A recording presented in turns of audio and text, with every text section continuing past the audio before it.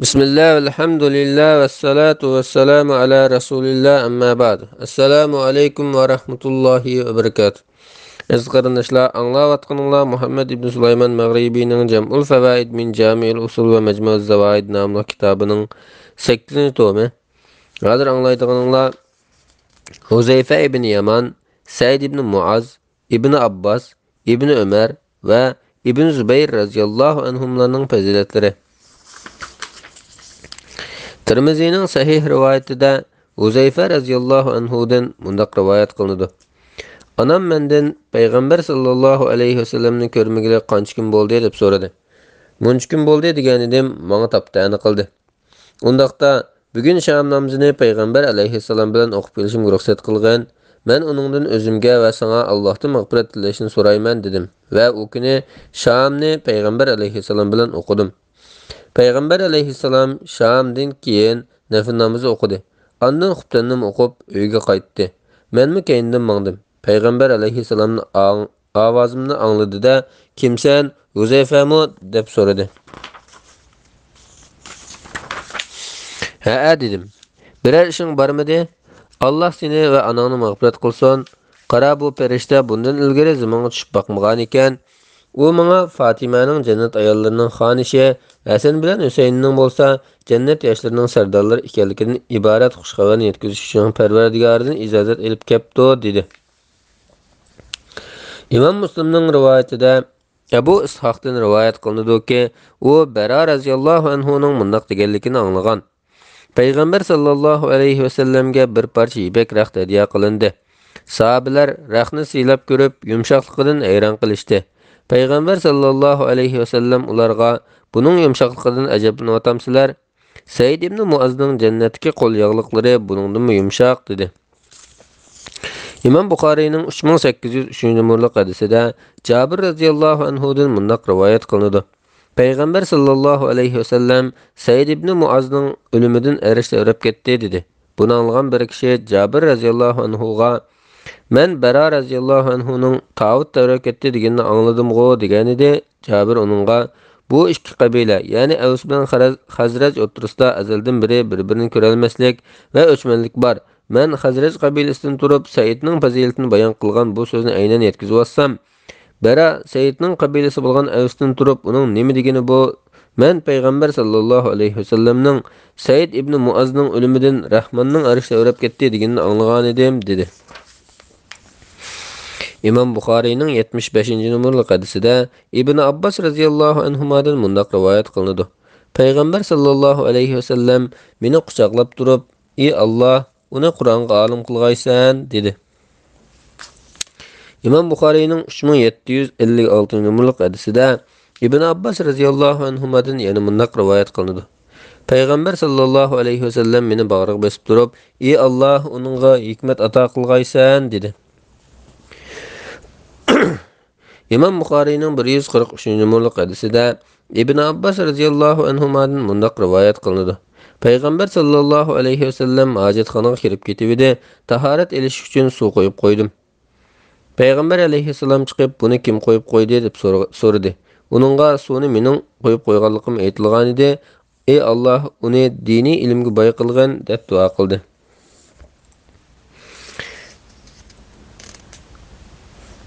Tabaranining Al-Kabirdagi sanadi Hasan rivoyatida Ummu Fazl radhiyallohu anhadan mundaq rivoyat qilinadi.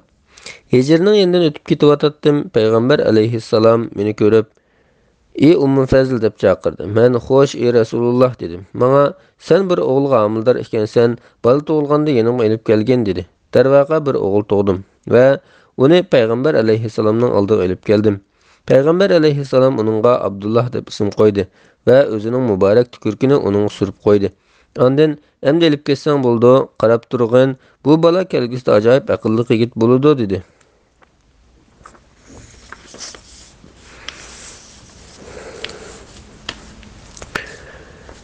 İmam Buxoriyning 3738-numaralı hadisida Abdullah ibn Ömer radhiyallohu anhumadan mundaq rivoyat qilinadi. Payg'ambar sallallohu alayhi vasallam hayot vaqtida kishilar biror tush ko'rsa, tushini payg'ambar alayhissalomga so'zlab beradi. U chaqlarda texi yosh, bo'ytoq bola edim va masjidga yetib qopatdim. Menmi Peygamber aleyhisselamga aytib bergidek birer tush ko'rishni bakmi arzu qilatdim. Bir kuni mundaq bir tush ko'rdim. İkki perişte kelip meni dozaqning oldiga ilib berdi. Dozaqni cho'risi xuddi quduqninkidek qo'pirilgan bo'lib, ustida xuddi quduqninkidek to'g'risi qo'yilgan ikki tal yog'och bor ekan. Qarasam u yerda men taniydigan kishilarmi bor ekan.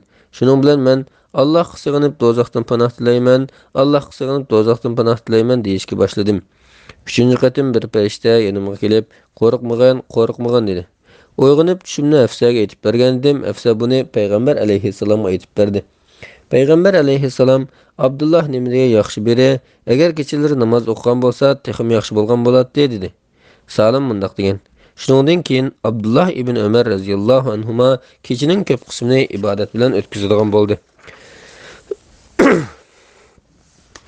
İmam Buxariyning 7016-numurli hadisida Ibn Umar radhiyallohu anhumadan qilingan yana bir rivoyatda tushi mundaq bayon qilingan. Qo'limda bir parcha ipak raxt bor bo'lib, jannatning qayeriga bormoqchi bo'lsam, u ipak raxt bilan men bilan billa shu yerga uchatdi. Bu tushimni Hafsaga so'zlab bergan edim. Hafsa uni Payg'ambar sallallohu alayhi vasallamga aytgan ekan, Payg'ambar sallallohu alayhi vasallam uningga qarindishing Abdullah nimdek yaxshi odam-a debdi. İmam Buxariyning 7016-numurli hadisida Ibn Umar radhiyallohu anhumadan mundaq rivoyat qilinadi. Payg'ambar sallallohu alayhi vasallam zamonida ba'zi sahobalar ko'rgan tushlarini Payg'ambar alayhissalomga so'zlab beradi. Payg'ambar alayhissalom ularning tushiga ta'bir beradi. U chaqlarda men texik, yeshim kichik, bo'ytoq yigit bo'lg'achqa masjidda yetib qopatdim. Men o'zimga agar senda yaxshilik bo'lgan bo'lsa, ulardek tushlarni ko'ratding deydim.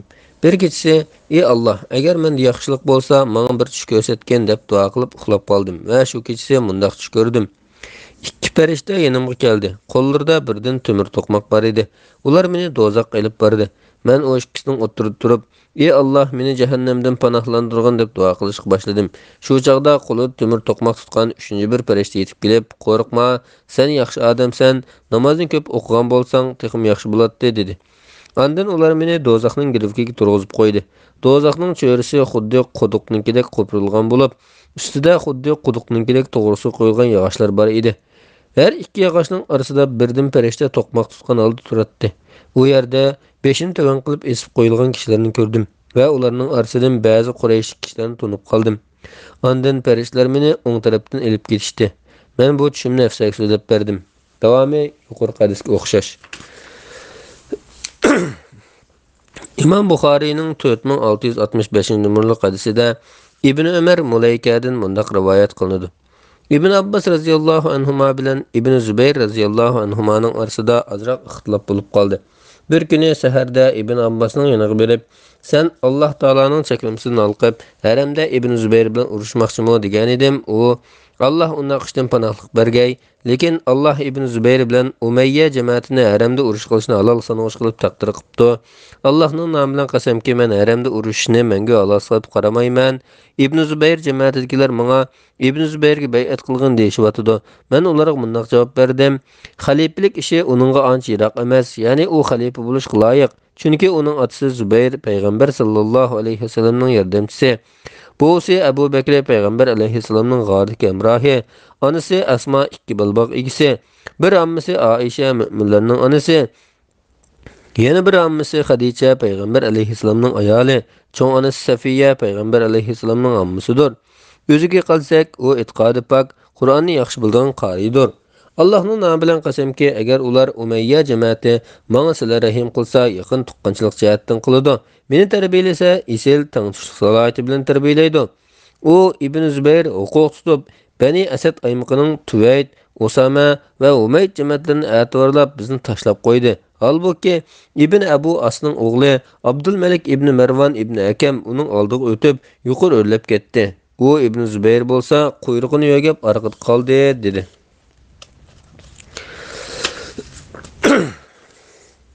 İmam Müslimning 2146-numurli hadisida Urva ibn Zubayr bilan Fatima binti Munzir ibn Zubayrdan mundaq rivoyat qilinadi. Abu Bakrning qizi Asma radhiyallohu anhuma Madinaga hijrat qilganda Abdullah ibn Zubayrga amildor edi. Qubaga yetib kelganda Abdullahni yengidi va payg'ambar sallallohu alayhi vasallamning xurmi bilan og'izlantirib qo'yish uchun elib kelib quchqiga qo'ydi. Biz xali vaqtgacha xurmi izlab yurdik. Payg'ambar alayhissalom xurmini chaynab, buvaqning og'ziga soldi. Shunday qilib, uning qo'rsig'iga kirgan tunji taom payg'ambar alayhissalomning tukurki bo'ldi. Ondan payg'ambar alayhissalom uning bosh ko'zini siylab, uning duo qildi va Abdullah deb ism qo'ydi. Abdullah 7-8 yoshida payg'ambar alayhissalomga bay'at qilg'ili keldi. Dadasi Zubayr uni shunday qilish buyurgan edi. Payg'ambar sallallohu alayhi vasallam uning kelayotganini ko'rib kulimsirdi. Abdullah kelib payg'ambar alayhissalomga bay'at qildi. Assalomu alaykum va rahmatullohi va barakatuh. Bismillah valhamdulillah vassalatu vassalamu ala rasulillah amma ba'd. Assalomu alaykum va rahmatullohi va barakatuh. Ez qarnashlar, anglayotganinglar Muhammad ibn Sulayman Mag'ribining Jam'ul Fawaid min Jami'ul Usul va Majmu'uz Zawaid nomli kitobining 8-tomi. Hozir anglaydiganinglar Bilal ibn Rabah, Ubay ibn Ka'b, Abu Talha Ansari, Maqdad ibn Amr va Abu Qatada Ansari radhiyallohu anhumlarning fazilatlari. İmam Müslimning 2958 numaralı hadisida Abu Hurayra radhiyallohu anhudan mundaq rivoyat qilindi.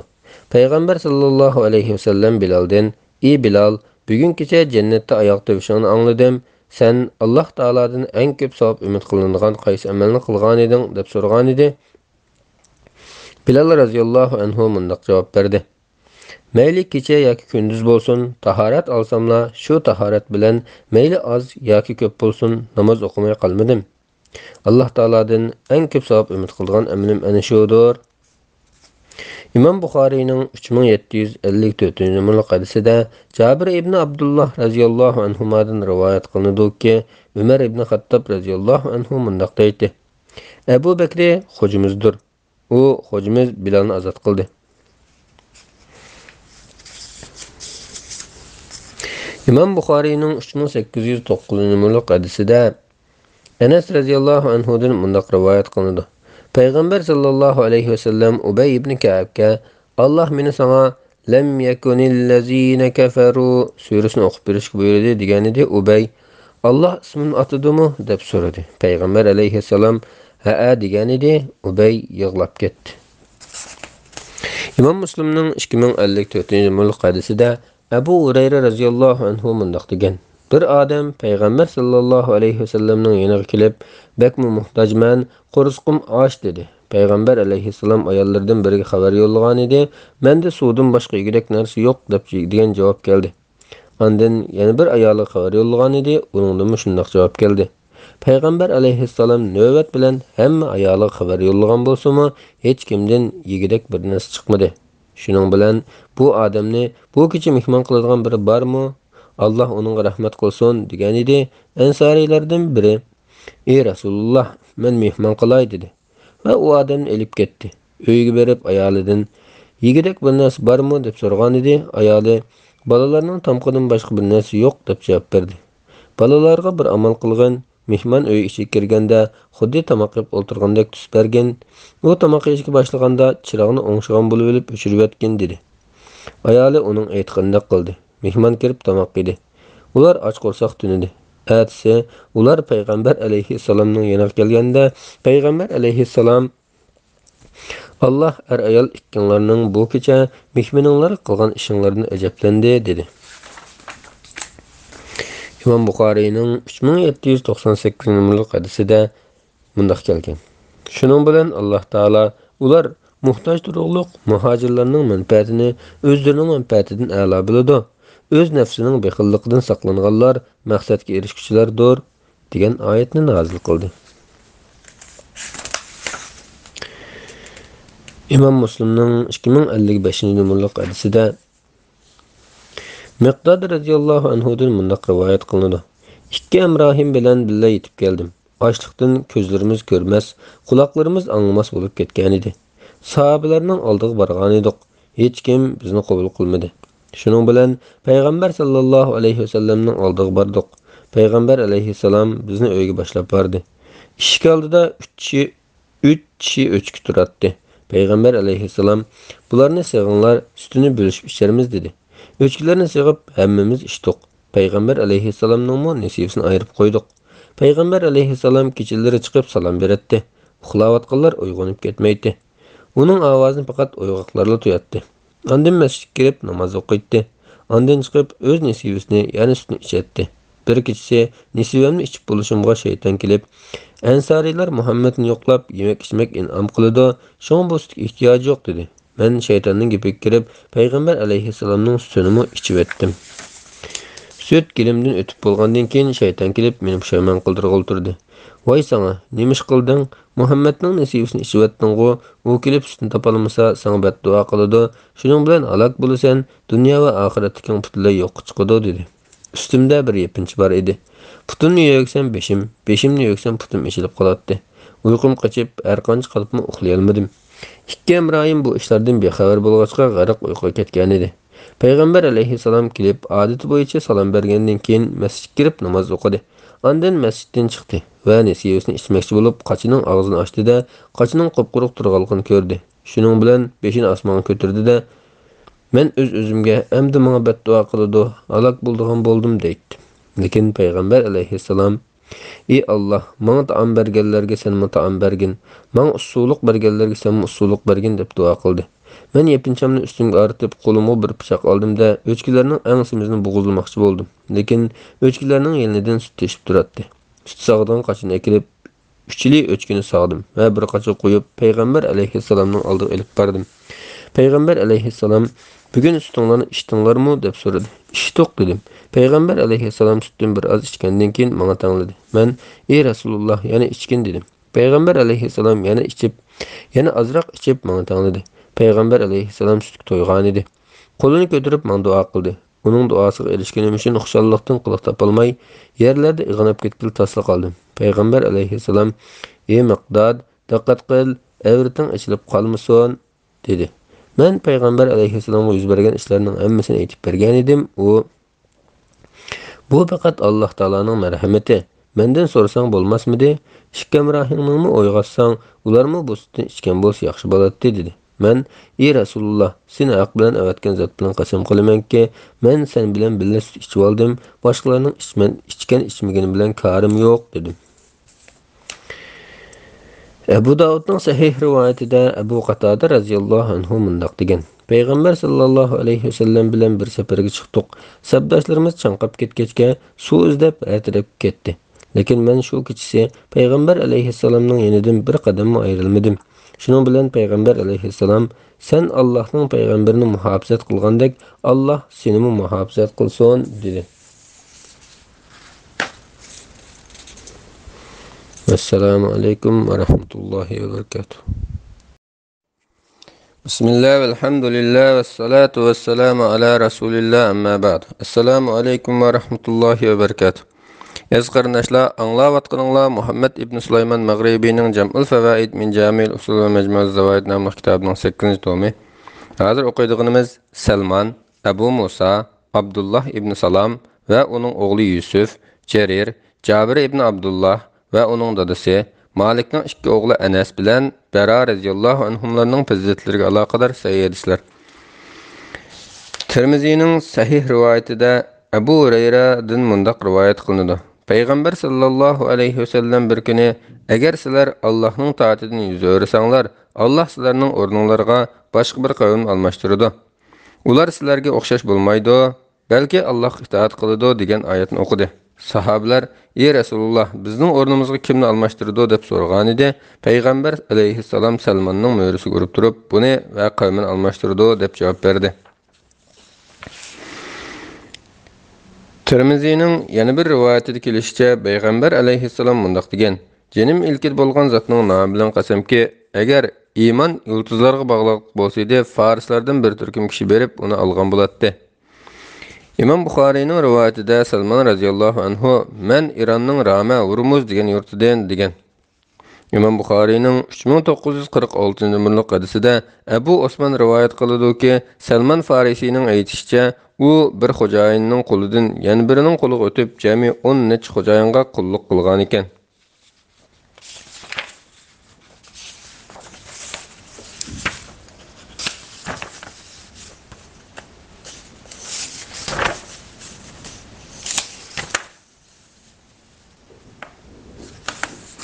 İmam Müslimning 793 numaralı hadisida Abu Musa radhiyallohu anhudan rivoyat qilindiki, payg'ambar sallallohu alayhi vasallam uningga mundaq degan: "Ah, tunigun kech sening qiroatingni anglayotgan chaqda meni bir ko'rgan bo'lsang, sana Davud alayhissalomninkidek mungluq ovoz ato qilinibdi."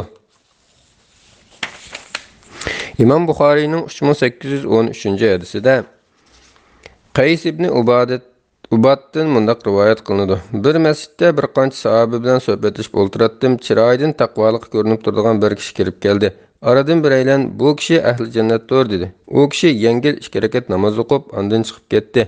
Men uning orqasidan agishib uygacha bordim. Ikkimiz tanishib paranglashgandan keyin sen masjidga kirganda aradan biraylan sening jannat ahlidan ekanligingni aytdi. Buning sababini aytib bersang degan edim. U mundaq dedi: Subhanallah. Bir kishining o'zi bilmagan narsa haqida so'z qilishi durust emas. Sana buning sababini aytib beray. Payg'ambar sallallohu alayhi vasallamning vaqtida mundaq bir tush ko'rdim. Nihoyat keng va yip-yeshil bog'ning ichi turg'udakman. Bog'ning o'rtasida bir uchi zaminning taftida, yana bir uchi osmonning qahriga qochgan bir temir to'rik bo'lib, to'rikning uchida bir halqa bor ekan. Menga ustiga chiq degan ovoz anglandi. Men chiqa olmayman dedim. Bir xodim kelib orqamdan kiyimimni tutib meni ko'tardi. Şunun bilan to'rikning ustiga chiqib balqon tutdim. Menga ching tut deyildi. Uyqumdan halqani tutgan pet uyg'ondim. Sa'da berib tushimni payg'ambar alayhissalomga so'zlab bergan edim. Menga u bog' islom, to'rik islomning to'riki, halqa sabat halqasidir. Sen toki o'lgicha iymon ustida bo'lg'idaksan dedi. Ravi mundaq degan. U odam Abdullah ibn Salamdir. İmam Müslimning 2484-numaralı hadisida kelishicha, tushimda biri kelib o'rnidan turgan dedi va qo'limdan tutib elib mangdi. Qarasam, sol tarafimda nihoyat cho'ng yo'l turibdi. U yo'lga mangmoqchi bo'ldim. Amrahim bu yo'lga mangmagan, bu badbaxtlarning yo'lidir dedi. O'ng tarafimga qaragan edim, yana nihoyat cho'ng yo'l ko'rdim. Amrahim bu yo'lga mangsang bo'ladi dedi. U meni bir tog'ning tubiga elib berib, qani chiqqan dedi. Men har qancha kuchapimni taqqa chiqa olmadim. Her qadamda yerga yiqilib tushatdim. Ondan u meni bir to'rikning yoniga olib bordi.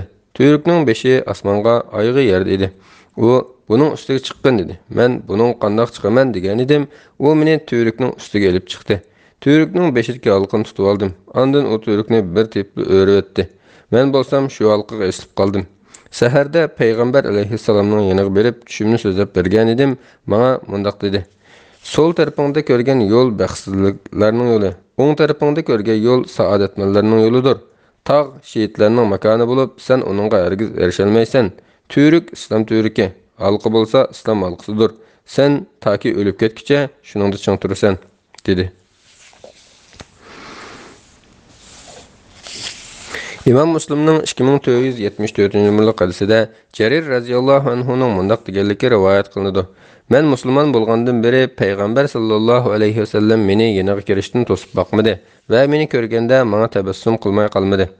İmam Müslimning 2475-numaralı hadisida Ibn Numayr ibn Idrisdan qilgan rivoyatida Jarir radhiyallohu anhu mundaq degan: Payg'ambar sallallohu alayhi vasallamga at ustida mazmut o'ltira olmaydiganligimni aytgan edim. Qo'rsqimga urib turib: "Ey Alloh, uni at ustida mazmut o'ltirg'izgan va uni to'g'ri yo'lga yetaklanuvchilardan qilgan" deb duo qildi. Tirmizining Hasan rivoyatida Jabir ibn Abdullah radhiyallohu anhudan mundaq rivoyat qilinadi. Bekmi g'amkin bir paytda payg'ambar sallallohu alayhi vasallam bilan uchrashib qoldim. Payg'ambar alayhissalom g'amkin ko'rinsango deb so'radi. Men: "Ey Rasululloh, dadam Uhud kuni shahid bo'ldi. Men uningdan bir qancha balo va qarz qilib qoldi" degan edim. Payg'ambar alayhissalom: "Sana dadangning Alloh huzuridagi darsini aytib beraymi?" dedi. Men: "Ha" dedim. Payg'ambar alayhissalom mundaq dedi: Allah bir kimga arada parda bo'lmay turib gap qilib baqmagan edi. Ammo dadangni tirildurgandan keyin uningga yuz turan turib: "Ey bandam, mendan nima tilsang shuni beraman" degan edi. Dadang: "Ey Rabbim, meni qayta tirildursang, sening yo'lingda qayta shahid bo'lsam" dedi. Allah xitob qilib: "Mening insonlarni qayta tirildirmaslik haqidagi hukm bekitilib bo'ldi" dedi. Ardın uzun o'tmay Allah yo'lda shahid bo'lganlarni o'lik deb gumon qilmagan, balki ular tirik bo'lib Allohning dargohida rizqdan bahramand qilinadi, ya'ni jannatning ne'matlaridan atigan oqshomda mangulik rizqlantirib turildi degan oyat nozil bo'ldi. İmam Müslimning 1814-numaralı hadisida Jabir ibn Abdullah radhiyallohu anhuma mundaq degan: "Men payg'ambar sallallohu alayhi vasallam bilan 19 g'azot qatnashdim. Dadamning to'silishi tufaylidan Badr va Uhud g'azotlariga qatnasha olmadim. Dadam Uhud kuni o'lib ketgandan beri payg'ambar alayhissalom chiqqan hech bir g'azotdan qolib qolmadim. İmam Buxariyning 1982 numaralı hadisida Anas radhiyallohu anhudan mundaq rivoyat qilinadi. Payg'ambar sallallohu alayhi vasallam anam Ummu Sulaymning uyiga kirdi. Ummu Sulaym payg'ambar alayhissalomning oldiga xo'rim bilan seriqmay olib kelgan edi. Payg'ambar alayhissalom seriqmayni tulumga, xo'rimini qachoq silib qo'yinglar. Men ro'z tutib oldim dedi. Andin uyining bir chetida nafl namoz o'qib, Ummu Sulaym va uning oilasiga duo qildi. Ummu Sulaym: "Ey Rasululloh, men sana bir narsa atagan edim, uning duo qilib qo'ygan bo'lsang" dedi. Payg'ambar alayhissalom nima u deb so'ragan edi. Ummu Sulaym: "Xizmatkoring Anas" dedi. Shuning bilan payg'ambar alayhissalom menga dunyo va oxiratning jami yaxshiliklarini tilab duo qildi. "Ey Alloh, uningga mol dunyo, farzand va barakat ato qilgan" dedi. Haqiqatan men ansarilar ichida meli eng ko'p kishilardan bo'laman. Qizim Umaynaning menga aytib berishicha, Hajjaj Basraga yetib kelguncha mening naslimdan 120 necha kishi dafn qilingan ekan.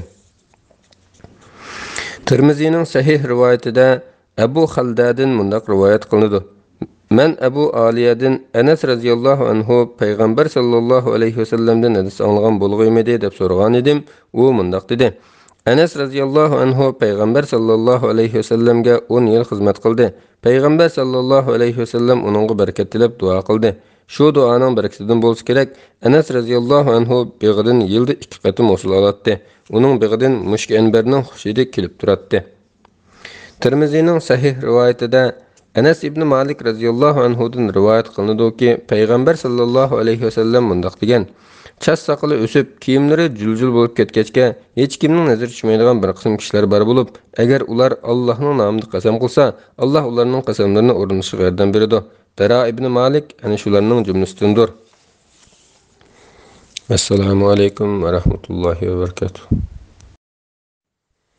Bismillah ve elhamdülillah ve salatu ve selamu ala Resulillah amma ba'd. Assalamu alaikum ve rahmetullahi ve berekatuh. Aziz qardoshlar, anglayotganlar Muhammed ibn Sulayman Maghribining Hadislar to'plamlari kitobining 8-tomi. Hozir o'qiydiganimiz Sabit ibn Qays, Abu Hurayra, Atib ibn Abu Balta'a va Julayb radhiyallohu anhumlarning fazilatliga aloqador sahih hadislar. İmam Buxariyning 3613 numaralı hadisida Anas ibn Malik radhiyallohu anhudan mundaq rivoyat qilinadi. Payg'ambar sallallohu alayhi vasallam Sabit ibn Qaysni topolmay surishtirgan edi. Bir odam: "Ey Rasululloh, uningdan xabar olib kelay" dedi va Sabitni izlab chiqib ketdi. Sabit radhiyallohu anhu uyida 5-sangalatxonacha g'amkin o'ltirdi. Uningdan "Nim bo'lding?" deb so'ragan edi. U Payg'ambar sallallohu alayhi vasallamning huzurida yuqori ovozda gap qilib saldim.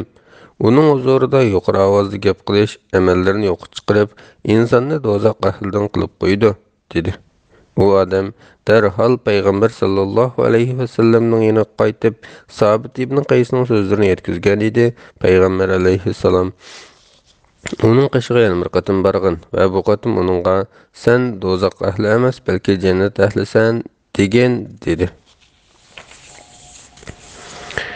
Tirmizining sahih rivoyatida Abu Hurayra radhiyallohu anhudan mundaq rivoyat qilinadi. Payg'ambar sallallohu alayhi vasallamga: "Ey Rasululloh, sendan ko'plagan narsalarni anglayman, lekin hech birini yodimda tutolmayapman" degan edi. Payg'ambar alayhissalom: "Yektikingni yerga solgan" dedi. Yektikimni yeyishib yerga soldim. Payg'ambar alayhissalom nurg'un so'zlarni qildi. Ya'ni shundan e'tiboran uning hech bir so'zini unutmaydigan bo'ldim. Tirmizining sanadi sahih rivoyatida Abu Hurayra radhiyallohu anhudan mundaq rivoyat qilinadi. Payg'ambar sallallohu alayhi vasallam mendan "Sen qayerdan?" deb so'radi. Men Davsdan degan edim. Payg'ambar alayhissalom: "Men Davsda yaxshi odam bor deb o'ylamaydim" dedi.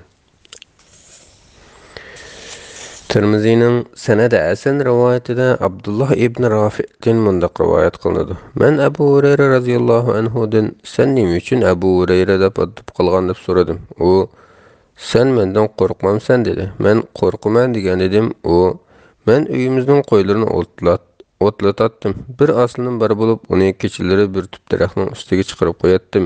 Saharda yana qo'ylar bilan birga elib ketib, uni o'ynatatdim. Shunga xalq meni Abu Hurayra, ya'ni aslanning dadisi deb ataydigan bo'lib oldi dedi. Tirmiziyning sahih rivoyatida Jabir radhiyallohu anhudan mundaq rivoyat qilinadi. Hatib ibn Abu Balta'aning bir quli payg'ambar sallallohu alayhi vasallamning oldiga kelib, Hatibning ustidan shikoyat qildi va: "Ey Rasululloh, Hatib do'zax kirdi" degan edi. Payg'ambar alayhissalom: "Yolg'on aytding, Hatib do'zax kirmaydi. Hatib do'zax kirmaydi, chunki u Badr va Udaybiya g'azotida qatnashgan" dedi. İmam Müslimning 2972-numərli hadisida Abu Barza radhiyallohu anhudan mundaq rivoyat qilinadi. Payg'ambar sallallohu alayhi vasallam bir g'azotdan nurg'un g'animat erishdi. Keyin sahobalardan aranglarda kim yo'q deb so'ragan edi. Palanchi va palanchilar yo'q deb javob berildi. Payg'ambar alayhissalom yana aranglarda kim yo'q deb so'ragan edi. Palanchi va palanchi yo'q deb javob berildi. Payg'ambar alayhissalom yana bir qatim: "Ey aranglarda kim yo'q deb so'ragan edi. Ey Rasululloh, endi qolmadi, yuqorqilardan boshqa hammaylar bor" deb javob berildi. Payg'ambar alayhissalom: "Mundaqda Julaybiy qani uni ko'rmayman-ku" deb so'radi. Shuning bilan hammaylar uni izlashga boshladi. Oxiri uning jasadi 7 o'likning yenidan topildi. U o'zi yolg'iz 7 odamni o'ldirgan bo'lib, o'zimi ular tarafidan o'ldirilgan edi. Payg'ambar sallallohu alayhi vasallam uning beshida bir oz turgandan keyin dushmandan 7 ni o'ldirib, o'zim ular tarafidan o'ldirilibdi. Bu mening yo'limda, menmi buning yo'lida dedi. Ondan uni tavut solmayla qo'l bilan ko'tardi. Shu arada uningga yerlik qo'landi va dafn qilindi. Lekin jasadining yuyilgan yoki yuyilmaganligi bayon qilinmagan.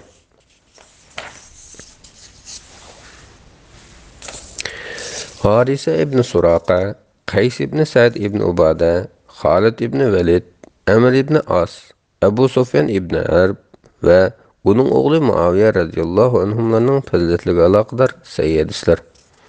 İmam Buxoriyning 2809-numərli hadisida Anas ibn Malik radhiyallohu anhu dan mundaq rivoyat qilinadi. Ibn Suraqaning onasi Ummu Rubayy binti Bara payg'ambar sallallohu alayhi vasallamning oldiga kelib: "Ey Allohning rasuli, menga Harisaning ahvolini aytib bergin. U Badr urushida g'oyibdan kelgan o'q sababli o'lib ketdi. Agar u jannatda bo'lsa sabr qilaman, agar undaq bo'lmasa uning g'oz tutib qattiq yig'layman" degan edi. Payg'ambar alayhissalom: "Ey Ummu Harisa, jannatning turlari ko'p. O'g'ling Harisa jannatlarning eng olisi bo'lgan Firdavsga erishdi" deb javob berdi. İmam Buxoriyning 7155-numərli hadisida Anas ibn Malik radhiyallohu anhudan mundaq rivoyat qilinadi. Qays ibn Sa'd xuddi valining maxsus qo'ldoshchidak hamisha payg'ambar sallallohu alayhi vasallamning oldida bo'ladi. Tirmiziyning sahih rivoyatida Abu Hurayra radhiyallohu anhudan mundaq rivoyat qilinadi. Payg'ambar sallallohu alayhi vasallam bilan bir o'ringa tushdik. Kishilar u yoq bu yoqqa o'tishib turardi. Payg'ambar alayhissalom o'tgan kechganlarni bir-birlab so'rab: "Ey Abu Hurayra, bu kim?" deydi. "Menmi bu paloni, u pokoni" deydim. Payg'ambar alayhissalom ba'zilar uchun bu Allohning yaxshi bandasidir desa, ba'zilar uchun bu Allohning nachar bandasidir deydi. Shu paytda oldimizdan Khalid ibn Walid o'tgan edi. Payg'ambar alayhissalom: "Bu kim?" deb so'radi. Men: "Bu Khalid ibn Walid bo'ladi" degan edim. Payg'ambar alayhissalom: "Khalid ibn Walid Allohning yaxshi bandasi, shunaqla Allohning qilishlaridan biri" dedi. Tirmiziyning Hasan rivoyatida Uqba ibn Amir radhiyallohu anhudan rivoyat qilinadiki, Payg'ambar sallallohu alayhi vasallam mundaq degan: "Makka fath bo'lganda kishilar boshqalarga ergishib musulmon bo'ldi, lekin Amr ibn As o'z qizg'inligi bilan iymon etdi." Tirmiziyning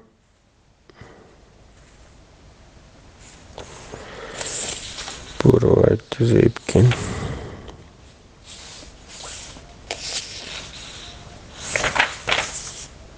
İmam Müslimning 121-hadisida İbn Shamasa Mahriydin mundaq rivoyat qilinadi. Amr ibn As radhiyallohu anhu sakratga tushib qolganda yo'qlab yana kirdik. U tam tarafga qarab uzun yig'ladi. O'g'li: "Ey dada, payg'ambar alayhissalom mundaq ishlar to'g'riliq san xush bishorat bermaganmi?" deydi. Ahiri u yüzünü biz taraf qilib mundaq dedi. Şübhəsizki bizning ahiret üçün tayyorlagan amallarımızın eng afzali shahodat kelimasidir. Men hayotimda 3 bosqichni beshimda o'tkazdim. Birinchi bosqichda men uchun eng nafratli kishi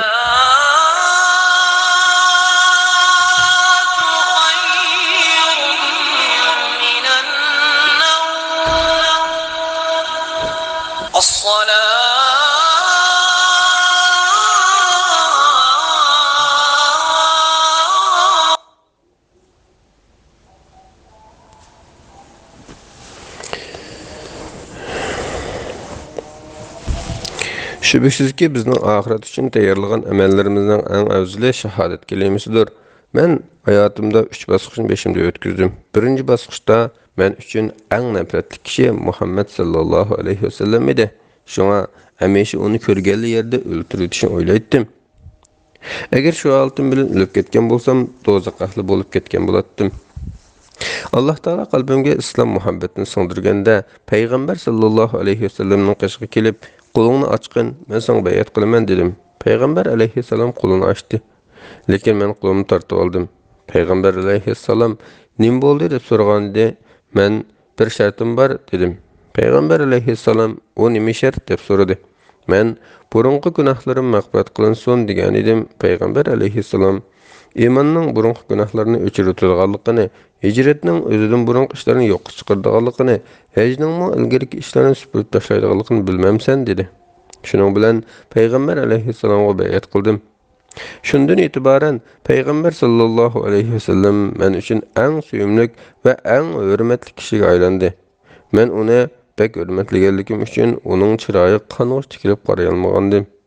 Shuning uchun biri menga payg'ambar sallallohu alayhi vasallamni tasvirlab bergan desa, to'liq tasvirlab bera olmayman.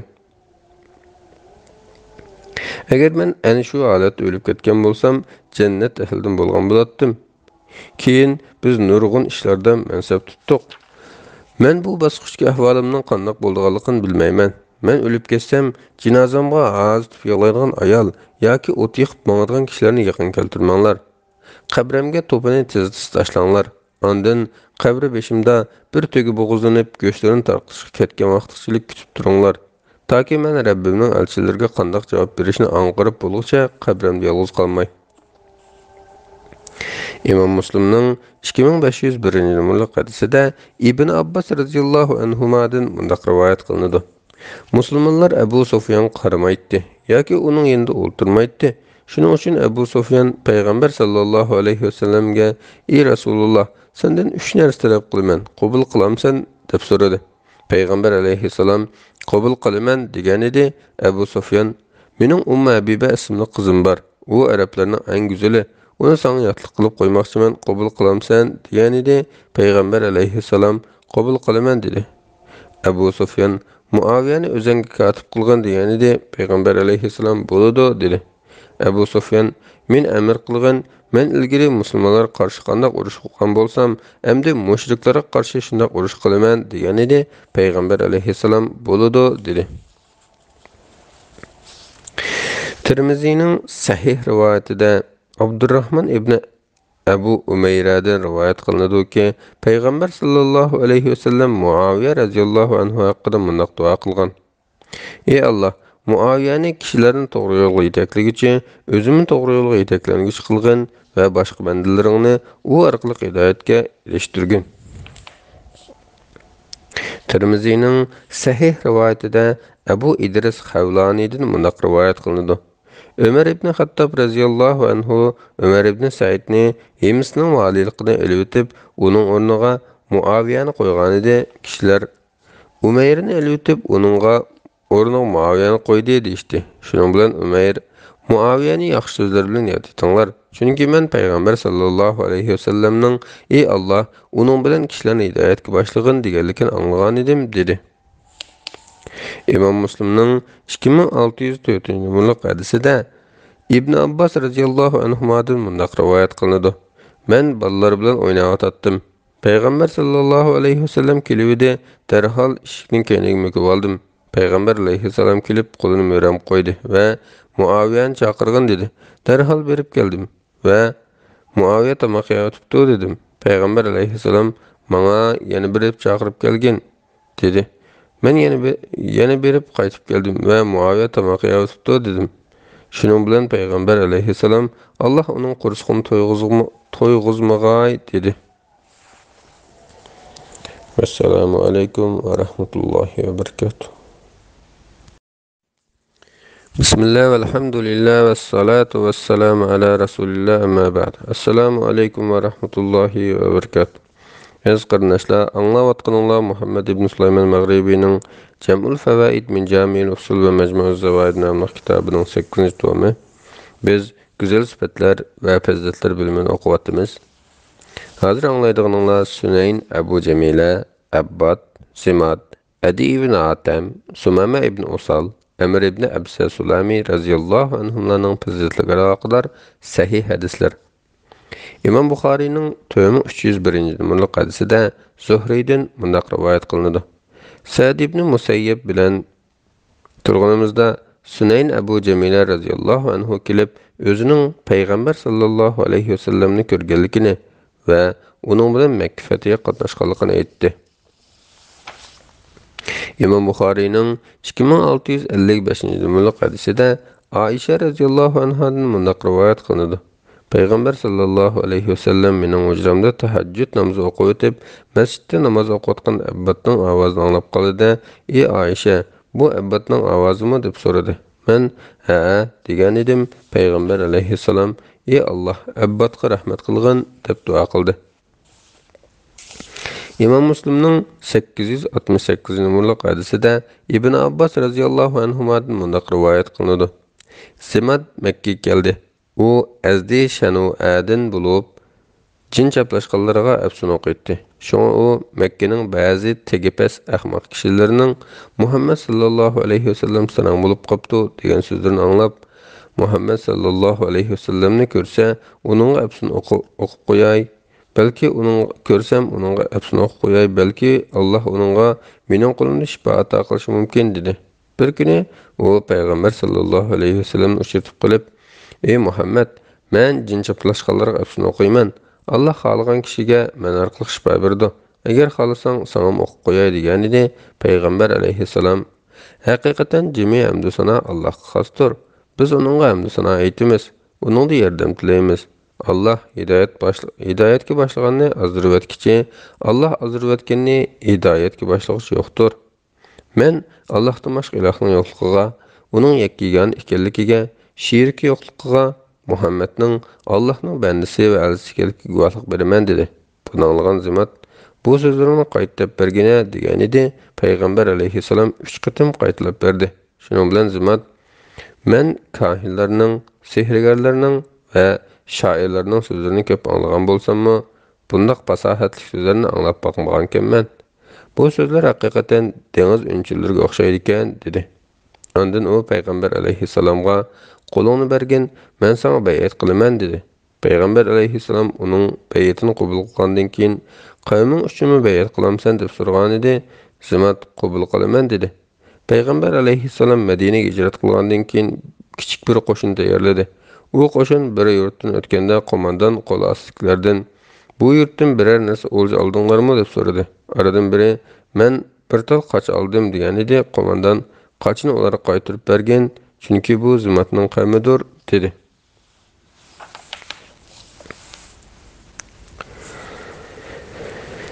Tirmizining sahih rivoyatida Adi ibn Atem raziyallohu anhudan mundaq rivoyat qilinadi.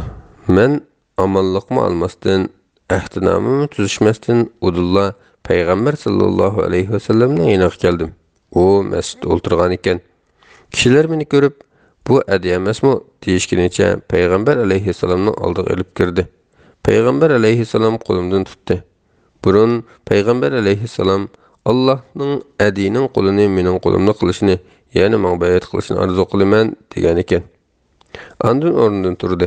Dal shu chaqda bir ayol bolasini boshlab Peygamber aleyhisselamning oldiga keldi va ehtiyojini bayon qildi. Peygamber aleyhisselam uning oyishini ravo qilgandan keyin qo'limni tutib uyga olib bordi. Bir cho'ri silincha salgan edi. Peygamber aleyhisselam şunun ustida o'ltirib, meni oldiga o'ltirg'izdi. Ondan Alloh taologa hamd sana aytgandan keyin "Ey Adi, Nima uchun shahodat aytmaysan? Sen Allohdan boshqa bir ilohning yo'qligini bilmamsan dedi. Men yo'q bilmayman dedim. Payg'ambar alayhissalom so'zini davomlashtirib, nima uchun Alloh buyukdir demaysan? Allohdan buyuk birining yo'qligini bilmamsan deb so'radi. Men yana yo'q bilmayman dedim. Shuning bilan payg'ambar alayhissalom Yahudiylar Allohning g'azabiga yo'liqqanlar, Nasaralar bo'lsa azg'onlardir dedi. Men musulmon bo'lg'ul keldim dedim. Shundala payg'ambar alayhissalomning yuzida jilva paydo bo'lganligini ko'rdim. İmam Müslimning 1764-yillik hadisida Abu Hurayra radhiyallohu anhudan munaq rivoyat qilinadi. Payg'ambar sallallohu alayhi vasallam Najd tarafga bir qo'shin avatgan edi. Ular Banu Hanifa jamoatining raisi Sumama ibn Usalni tutib keldi va uni masjidning to'riga bog'lab qo'ydi. Payg'ambar alayhissalom chiqib, "Ey Sumama, nim bo'lding?" deb so'ragan edi. U, "Ey Muhammad, hech nim bo'lmadi. Agar meni o'ltirsang, 100 abroylik sendan birini o'ltirgan bo'lasan. Agar afu qilsang, sendan minnatdor bo'laman. Agar pul-mol talab qilsang, xohlagan miqdorda beraman" dedi. Payg'ambar alayhissalom uni shu payt tashlab ketdi. Ertasi yana kelib, umi o'xshash javob berdi. Ertasi yana kelib so'ragan edi, umi o'xshash javob berdi. 3-chi kuni payg'ambar alayhissalom "Ey Sumama, amti nima deysan?" deb so'ragan edi. U javobim o'xshash deb javob berdi. Shuning bilan payg'ambar alayhissalom uni qo'yib berishga buyurdi. U xurmoqqa berib, yuyingandan keyin masjidga kelib, Allohdan boshqa ilohning yo'qligiga, Muhammadning Allohning bandasi va payg'ambar ekanligiga guvohlik beraman deb shahodat aytdi. Ondan, "Ey Muhammad, Allohning nomi bilan qasamki, yer yuzida men uchun sening chiroyingdanmi yerginish chiroy yo'q edi. Mana endi sening chiroying men uchun eng yoqimli chiroyga aylandi. Yana Allohning nomi bilan qasamki, menga nisbatan sening diningdanmi yerginish din yo'q edi. Endi sening diningdanmi yoqimli din yo'q. Va yana Allohning nomi bilan qasamki, men uchun sening yurtingdanmi yerginish yurt yo'q edi. Mana endi sening yurting men uchun eng suyimli yurt qaylandi. Sen avatgan qo'shin meni umrga ketayotgan yo'limdan tutib oldi. Bu vaqtda nima deysan?" degan edi. Payg'ambar sallallohu alayhi vasallam uningga ba'zi ishlar haqida xushbisharat bergandan keyin uni umra qilishga buyurdi. U Makka yetib borganda ba'zilar uningga "Sen ota-boboning dinidan tanding" deyishga boshlagan edi. U, "Yo'q, men musulmon bo'ldim.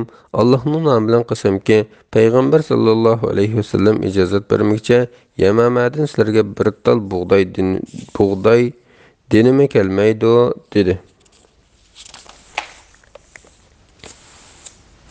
İmam Müslimning 832-numaralı hadisida Abu Umama radhiyallohu anhudan mundoq rivoyat qilinadi.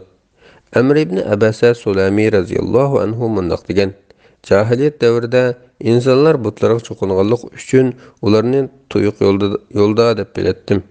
Kunlarning birida Makkalik bir odamning o'ttirga chiqib, ba'zi haqiqatlarni jakarlaganligini angladim-da, to'gamga minib darhol Makkaga bordim. Qavmi bakmu zulm qilishqa, yoshirin da'vat elib belayotganligini anglab yurkim etishdi va yana kelib, "Sen kim bo'lasan?" deb so'radim. U, "Men payg'ambar bo'laman" dedi. "Payg'ambar degan nima u?" deb so'ragan edim. "Alloh meni payg'ambar, ya'ni elchi qilib avatdi" dedi. "Seni nimalarni qilishga avatdi?" deb so'ragan edim. "O'riq tuqqanlarga sil rahim qilishqa, butlarni chaqishqa, Allohga hech nimani sherik keltirmaslikka avatdi" dedi. "Bu dinda yana kimlar bor?" deb so'radim. "Bir o'ri bilan bir qul, ya'ni Abu Bakr bilan Bilal bor" dedi. "Undaqda men sana ergashaman" degan edim. "Hozircha bundaq qilolmaysan. Mening va amrahlarimning yana kelayotgan kunni beshiga kelayotgan kunni ko'rmadingmi? Shunga hozir qavmingga qaytib turgan, men da'vatimni butunlay oshkorlaganda qaytib ko'rishamiz" dedi. Shuning bilan oilamga qaytib ketdim. Keyin payg'ambar alayhissalom Madinaga hijrat qildi. Men o'z yurtimda turib ketganlardan uni surishti qilib turdim. Kunlarning birida Madinalik bir to'p odamdan Madinaga kelgan odamdan xabaringlar bormi deb so'ragan edim. Ular butun xalq uning atrofiga yig'ilib iymon aytdi. O'z xalqi uni o'ltirmoqchi bo'lgan bo'lsa-mu maqsadiga yetilmadi deb javob berdi. Shuning bilan men Madinaga yetib keldim va "Ey Rasululloh, meni tanidingmi?" deb so'radim. Payg'ambar alayhissalom, "Ha, sen bilan Makkada ko'rishgan edik" dedi. Men, "Shundoq ey Rasululloh, Alloh sana o'rgatgan narsalarni menga o'rgatgan va namozni tushuntirib qo'ygan" dedim. Assalomu alaykum va rahmatullohi va barakatuh. Bismillahirrahmanirrahim. Anlayatqanlar hadislar to'plamining 8-chi tomi.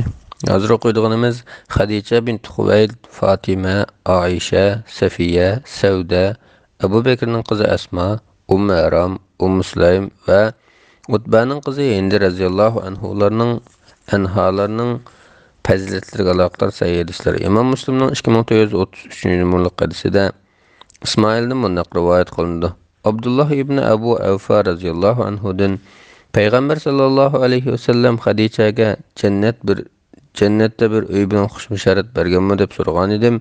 U Hadichaga jannatda ichki vaqt rivoyatdan so'rangan xotirjam va rohat yashaydigan bir uy bilan bisharat bergan dedi. İmam Buxoriyning 3818-numərli hadisida Aisha radhiyallohu anhadan bunday rivoyat qilinadi. Gerçi men Hazreti Hadichani ko'rmagan bo'lsam-mu, Payg'ambar sallallohu alayhi va sallamni hech bir ayoldan Hadichadan kullaganda kullab boqmadim.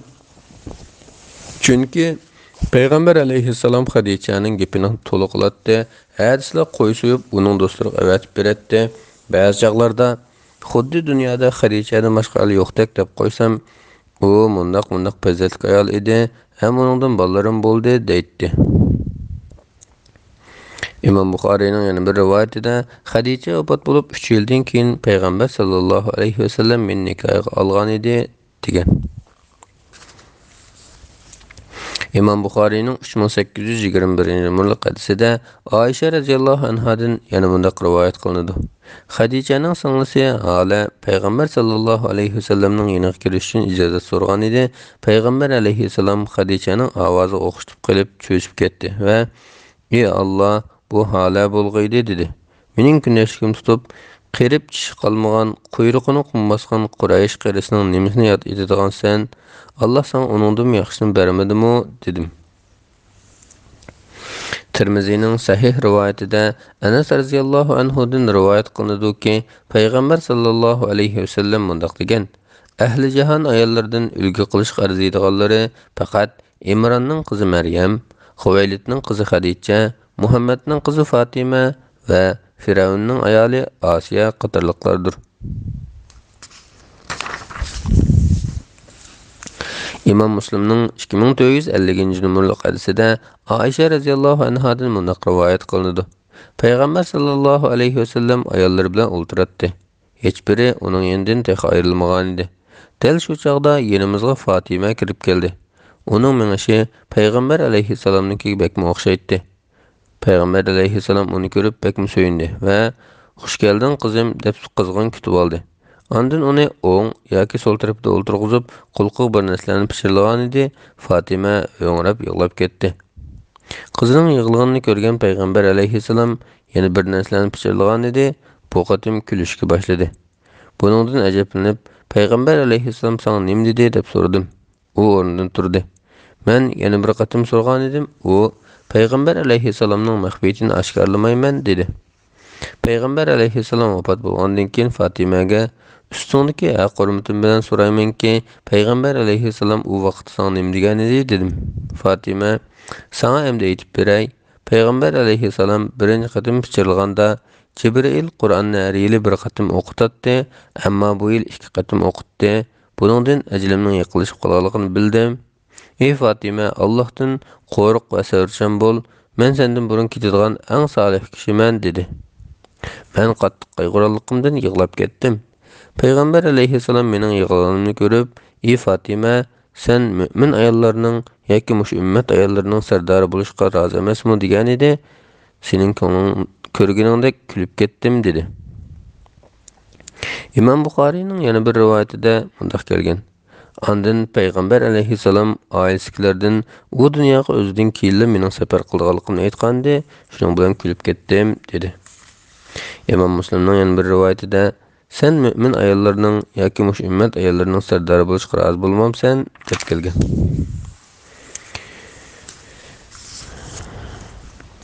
İmam Buxoriyning 3411-numərli hadisida Abu Musa radhiyallohu anhu rivoyat qiladi-ki, Payg'ambar sallallohu alayhi va sallam mundaq dedi: Erlardan nurg'un kishi kamolatga yetgan edi. Ayollardan faqat Firavunning ayoli Asiya bilan Imronning qizi Maryamla kamolatga yetdi. Aishaning boshqa ayollardan afzalligi xuddi sho'rpa so'langan nonning boshqa taomlardan afzal bo'lgani o'xshaydi.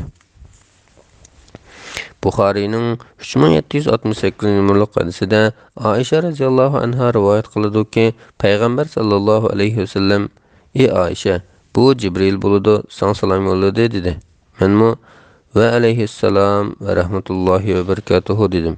Men ko'rmaganni payg'ambar alayhissalom ko'ra olaydi. Tirmiziyning sahih rivoyatida Abu Musa radhiyallohu anhudan mundoq rivoyat qilinadi. Payg'ambar alayhissalomning biror hadisini tushunishda qiyinchilik uchursak, darhol Aisha radhiyallohu anhadan so'raydik va cho'qim u hadis haqida biror ma'lumotga erishdik.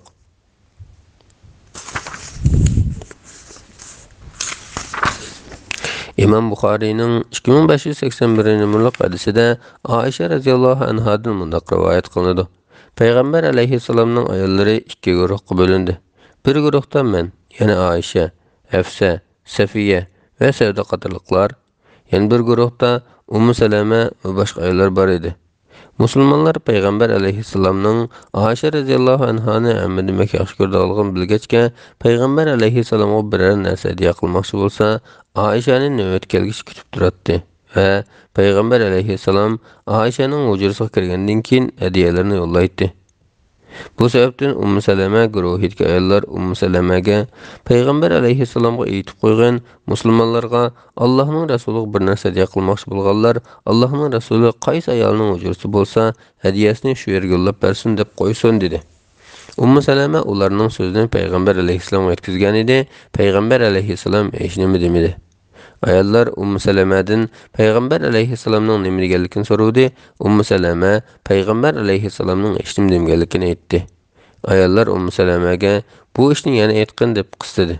Ummu Salama o'zining navbat kelgan kuni yana bu ish to'g'riliq yig'lashgan edi. Payg'ambar alayhissalom: "Ey Ummu Salama, Aisha haqida men azr bermagin. Aishadan boshqa hech biringlarning hujrasida men vahiy nozil qilinmaydi" dedi. Ummu Salama: "Ey Rasululloh, seni xafa qilib qo'yganligim uchun Alloh taologa tavba qilaman" dedi.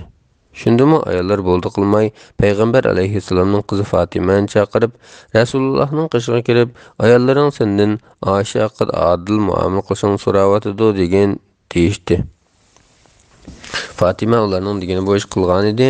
Payg'ambar alayhissalom: "Ey qizim, men yaxshi ko'rganni sen yaxshi ko'rmamsan" dedi. Fatima: "Albatta yaxshi ko'raman" degani qaytib chiqdi va ayollarga ahvolni aytdi.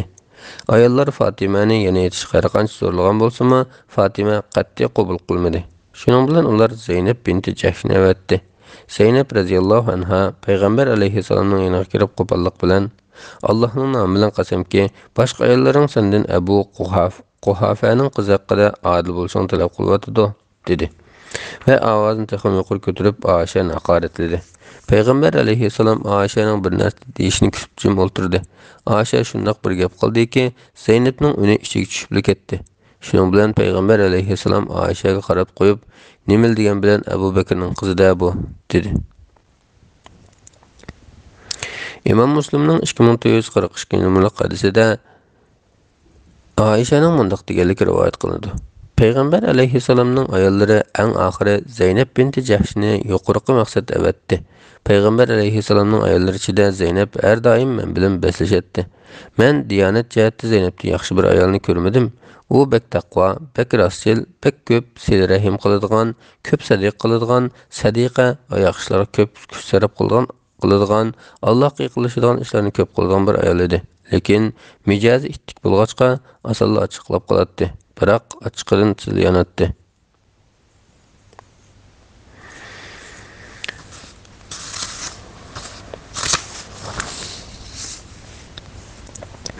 Tirmiziyning sahih rivoyatida Anas radhiyallohu anhudan mundoq rivoyat qilindi. Hafsa radhiyallohu anha Safiyaga: "Ey Yahudining qizi" degan edi. Safiya radhiyallohu anha buni anglab yig'lab ketdi.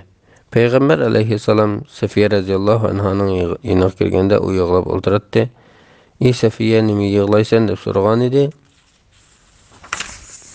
Hafsa meni Yahudining qizi dedi. Buni anlagan payg'ambar alayhissalom: "Ey Safiya, sen payg'ambar Harunning qizi avlodisan, Tağaң Musa'mı peyğəmbər idi. Hazırmı həm peyğəmbərinin əmrində turvatsan, ular senin aldığında nemisidən paxlangıdak dedi.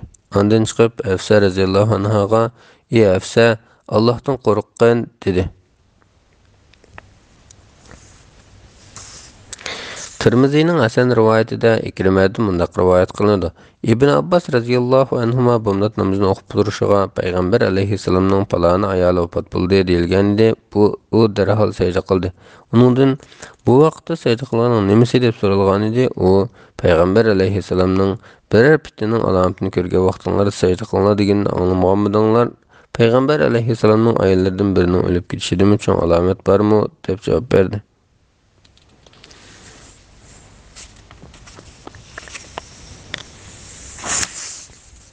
İmam Buxariyning 5388 numaralı hadisida Vahb ibn Kaysandan mundaq rivoyat qilinadi. Sham xalqi Ibn Zubayr radhiyallohu anhumani ikki balbog'liq ayolning o'g'li deb masxara qilishadi. Onasi Asma radhiyallohu anha o'g'liga: "Ey o'g'lim, ular seni ikki balbog' bilan masxara qilishyotidi. Sen o ikki balbog'ning inkasini bilamsan? Men balbog'imni ikki parcha qilib, birida payg'ambar sallallohu alayhi vasallamning tulumining og'zini, yana birida dasturxonni bog'lagan edim" dedi. Shuningdan keyin xalq uni yana masxara qilsa, Ibn Zubayr ularga: "Masxara qilaveringlar, Allohning nomi bilan qasamki, butun ayb sizlarda" deb javob berdi. İmam Buxariyning 6282 numaralı hadisida Anas ibn Malik radhiyallohu anhudan mundaq rivoyat qilinadi. Payg'ambar sallallohu alayhi vasallam Qubaga barsalar, ammasi Ummu Aram binti Milhanning uyiga kiratdi. Ummu Aram dasturxonni silib, uni mehmon qiladi. Ummu Aram Ubada ibn Samitning nikohi edi. Bir kuni payg'ambar alayhissalom yana uning uyiga kirgan edi. U odati bo'yicha payg'ambar alayhissalomga dasturxon soldi. Tamoqdan keyin payg'ambar alayhissalom uxlab qoldi va kulgunicha uyg'ondi. Ummu Aram: "Ey Rasululloh, nima uchun kulib ketding?" deb so'ragan edi. Payg'ambar alayhissalom: "Tush ko'ribdiman, tushimda bir turkum sahoba xuddi taxt ustidagi shahlardek mag'rur holatda Alloh yo'lida g'azot qilish uchun kiyim bilan dengizga ketayotgandak" deb javob berdi. Ummu Aram: "Ey Rasululloh, Alloh taologa mening shular qatoridan bo'lishim uchun duo qilsang" degan edi. Payg'ambar alayhissalom duo qildi. Ondan beshini qo'yib uxlab qoldi va yana kulguncha uyg'ondi. "Ey Rasululloh, yana nima kulib ketding?" deb so'ragan edi. Yuqorqidek tush ko'rganligini aytdi. "Ey Rasululloh, Alloh taologa mening shular qatorida bo'lishim uchun duo qilsang" degan edi. Payg'ambar alayhissalom: "Sen avvalgi qatimqilar qatoridan o'rin olding" dedi. Darvaqa Ummu Aram radhiyallohu anha Muaviyaning davrida jihad qilish uchun dengiz safari qatnashdi va qarshi tarafga o'tib bo'lgandan keyin ulug'dan yiqilib ketib vafot bo'ldi. İmam Müslimning 1912 numaralı hadisida mundaq kelgan. Keyin uni Ubada ibn Samit radhiyallohu anhu nikohga oldi. Ubada jihad qilish uchun dengiz safariga chiqqanda Ummu Aramni elib olgan edi. Kemidan qirg'oqqa tushadigan vaqtda Ummu Aramni bir qachirga mindirdi. Qachir Ummu Aramni yerga tashlab o'tgan edi, bo'yni qayrilib ketib vafot bo'ldi. Abu Davudning sahih rivoyatida Milhanning qizi Ummu Aram Spirusda, ya'ni Qibrusda o'lib ketdi deb kelgan. İmam Buxariyning 2844-numaralı hadisida Anas radhiyallohu anhudan mundaq rivoyat qilinadi. Payg'ambar sallallohu alayhi vasallam Ummu Sulaymdan boshqa ayollarning yoniga uyda er yo'q chog'da kirmaydi. Buning sababi so'ralganda Payg'ambar alayhissalom uningga bek mesajlik qilaman, chunki qarinishi men bilan urush qilayotganda o'ldirildi deb javob bergan edi. İmam Buxariyning 3679-numaralı hadisida Jabir ibn Abdullah radhiyallohu anhuma rivoyat qiladi-ki, Payg'ambar sallallohu alayhi vasallam mundaq degan: "Men tushimda jannatga kiribman. Qarasam Abu Talhaning ayoli Anasning onasi Rumaysa jannatda turg'udak." İmam Müslimning 2456-numaralı hadisida Anas radhiyallohu anhudan rivoyat qilinadi-ki, Payg'ambar alayhissalom mundaq degan: "Jannatga kirgan vaqtimda birining oyoq tevishini anglab, bu kim deb so'ragan edim. Menga bu Milhanning qizi Rumaysa deb javob berildi." İmam Buxariyning 7161-numaralı hadisida Aisha radhiyallohu anhadan mundaq rivoyat qilinadi. Utbaning qizi Hind Abu Sufyanning ayoli Payg'ambar alayhissalomning yoniga kelib: "Ey Rasululloh, burun hech kimning sening odamlaringdan xor bo'lishini orzu qilmaydim. Men endi hech kimning sening odamlaringdan aziz bo'lishini orzu qilmaydigan bo'ldim. Ey Rasulullah, Ebu Sufyan bekmi bekil adam. Men ondan sormay turib pul melni baylarimning xirajı üçün işletsem bulamdı deb sorgan idi. Peygamber aleyhisselam muvafiq miqdarda işletsen günah bulmaydı dedi. Assalamu alaikum ve rahmetullahi ve berekatuh. Bismillah ve elhamdülillah ve salatu ve selamu ala Resulillah amma ba'd. Assalamu alaikum ve rahmetullahi ve berekatuh. Ez qardaşlar, anlayatqanlar Muhammed ibn Süleyman Maghribi'nin Cem'ul Fevaid min Cami'il Usul ve Mecmuz Zavaid namlı kitabının 8. tomu. Hazır anlaydığınızlar Əhl-i Beyt'nin ve Peygamber sallallahu aleyhi ve sellem'nin küyü oğullarının pizzetliğe dağıqlar sayı edisler. Tirmizi'nin senede sahih rivayetinde Said ibn Ebu Vakkas radiyallahu anhu mundaq rivayet kılıdı. Kelinglar, oğullarımızını ve oğullarınlarını, ayallarımızını ve ayallarınlarını yığıp dua kılaylı degan ayet nazil bo'lganda Peygamber sallallahu aleyhi ve sellem Hazreti Ali, Fatime, Hasan ve Hüseyin radiyallahu anhumlarını yanına çağırıp "Ey Rabbim, bular mening ahl beytimdir" dedi. Tirmizi'nin sahih rivayetinde Ummu Salama radiyallahu anhadan mundaq rivayet kılındı ki Peygamber sallallahu aleyhi ve sellem Hasan, Hüseyin, Ali ve Fatime radiyallahu anhumlarının üstüge bir yepinçini yapıp "Ey Rabbim, bular mening ahl beytimdir, xas kişilerimdir, ularni günahdan yiroq qilgin ve tamamen paklığın" dedi. Şu çağda Ummu Salama radiyallahu anha "Ey Rasulullah, men ular bilan birgimi?" deb so'ragan edi. Peygamber sallallahu aleyhi ve sellem onun so'ziga javoban "Ey Ummu Salama, sen yaxshilik ustida" dedi. Tirmizi'nin sahih rivayetinde Peygamber sallallahu aleyhi ve sellem'nin ügey balası Ömer ibn Ebu Salama radiyallahu anhu mundaqdaydı. "Ey Peygamber'nin ailesikiler, Allah sizlerden günahını saqit qilishni ve sizlerini tamamen pak qilishni xohlaydi" degan bu ayet Peygamber sallallahu aleyhi ve sellem'ge Ummu Salama'nın uyida nazil bo'ldi. Şu çağda Peygamber sallallahu aleyhi ve sellem Fatime, Hasan ve Hüseyin radiyallahu anhumlarını çağırıp ularning ustiga bir yepinchini yaptı. Ali radiyallahu anhu Peygamber aleyhisselamның arkasında turgan idi, onunğa bir yepinchini yaptı. Ondan "Ey Rabbim, bular mening ahl beytimdir, ularni günahdan yiroq qilgin ve tamamen paklığın" dedi. Şu çağda Ummu Salama radiyallahu anha "Ey Allah'ın Resulü, men ular bilan birgimi?" deb so'ragan idi. Peygamber sallallahu aleyhi ve sellem onun so'ziga javoban "Sen öz o'rningda tursangmi, ahl beytim sen, yepinchining ostiga kirishingga hojat yo'q. Sen yaxshilik ustisan" dedi.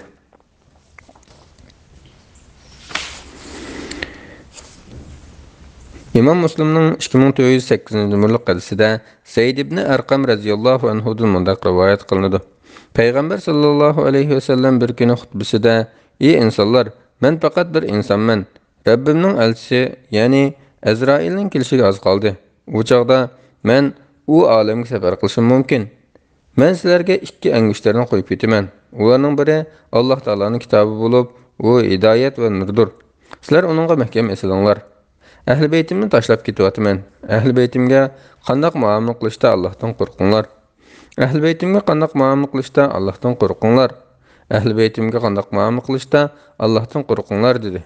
Hüseyin Zeydga: "Ey Zeyd, Peygamber aleyhisselamның ahl beyti kimlar?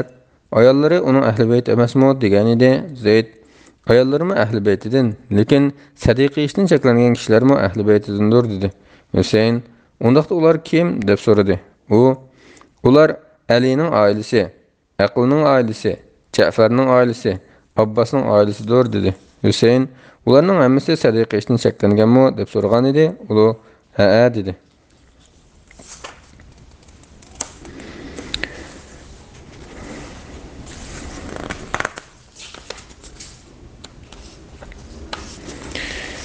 Muhacir ve Ensar radiyallahu anhumlarının faziletleri. İmam Buxari'nin 3776 numaralı hadisinde Gaylan ibn Cerir radiyallahu anhu mundaqdaydı. "Men Enes radiyallahu anhu'dan Ensar degan ismni sizlar burun qo'yganmidinglar yoki buni sizlarga Alloh qo'ydimi deb so'ragan edim. O bu ismni bizga Alloh qo'ygan deb javob berdi. Biz Enes radiyallahu anhu'ning yoniga berib turatdik. U bizga Ensarlarning axloqlarini va qatnashgan zag'ozatlarini anlatdi. Menga yoki Azdidin bir kishiga burilib, "Senin qavming falan kuni falan joyda mundaq ishlarni qilgan" deydi.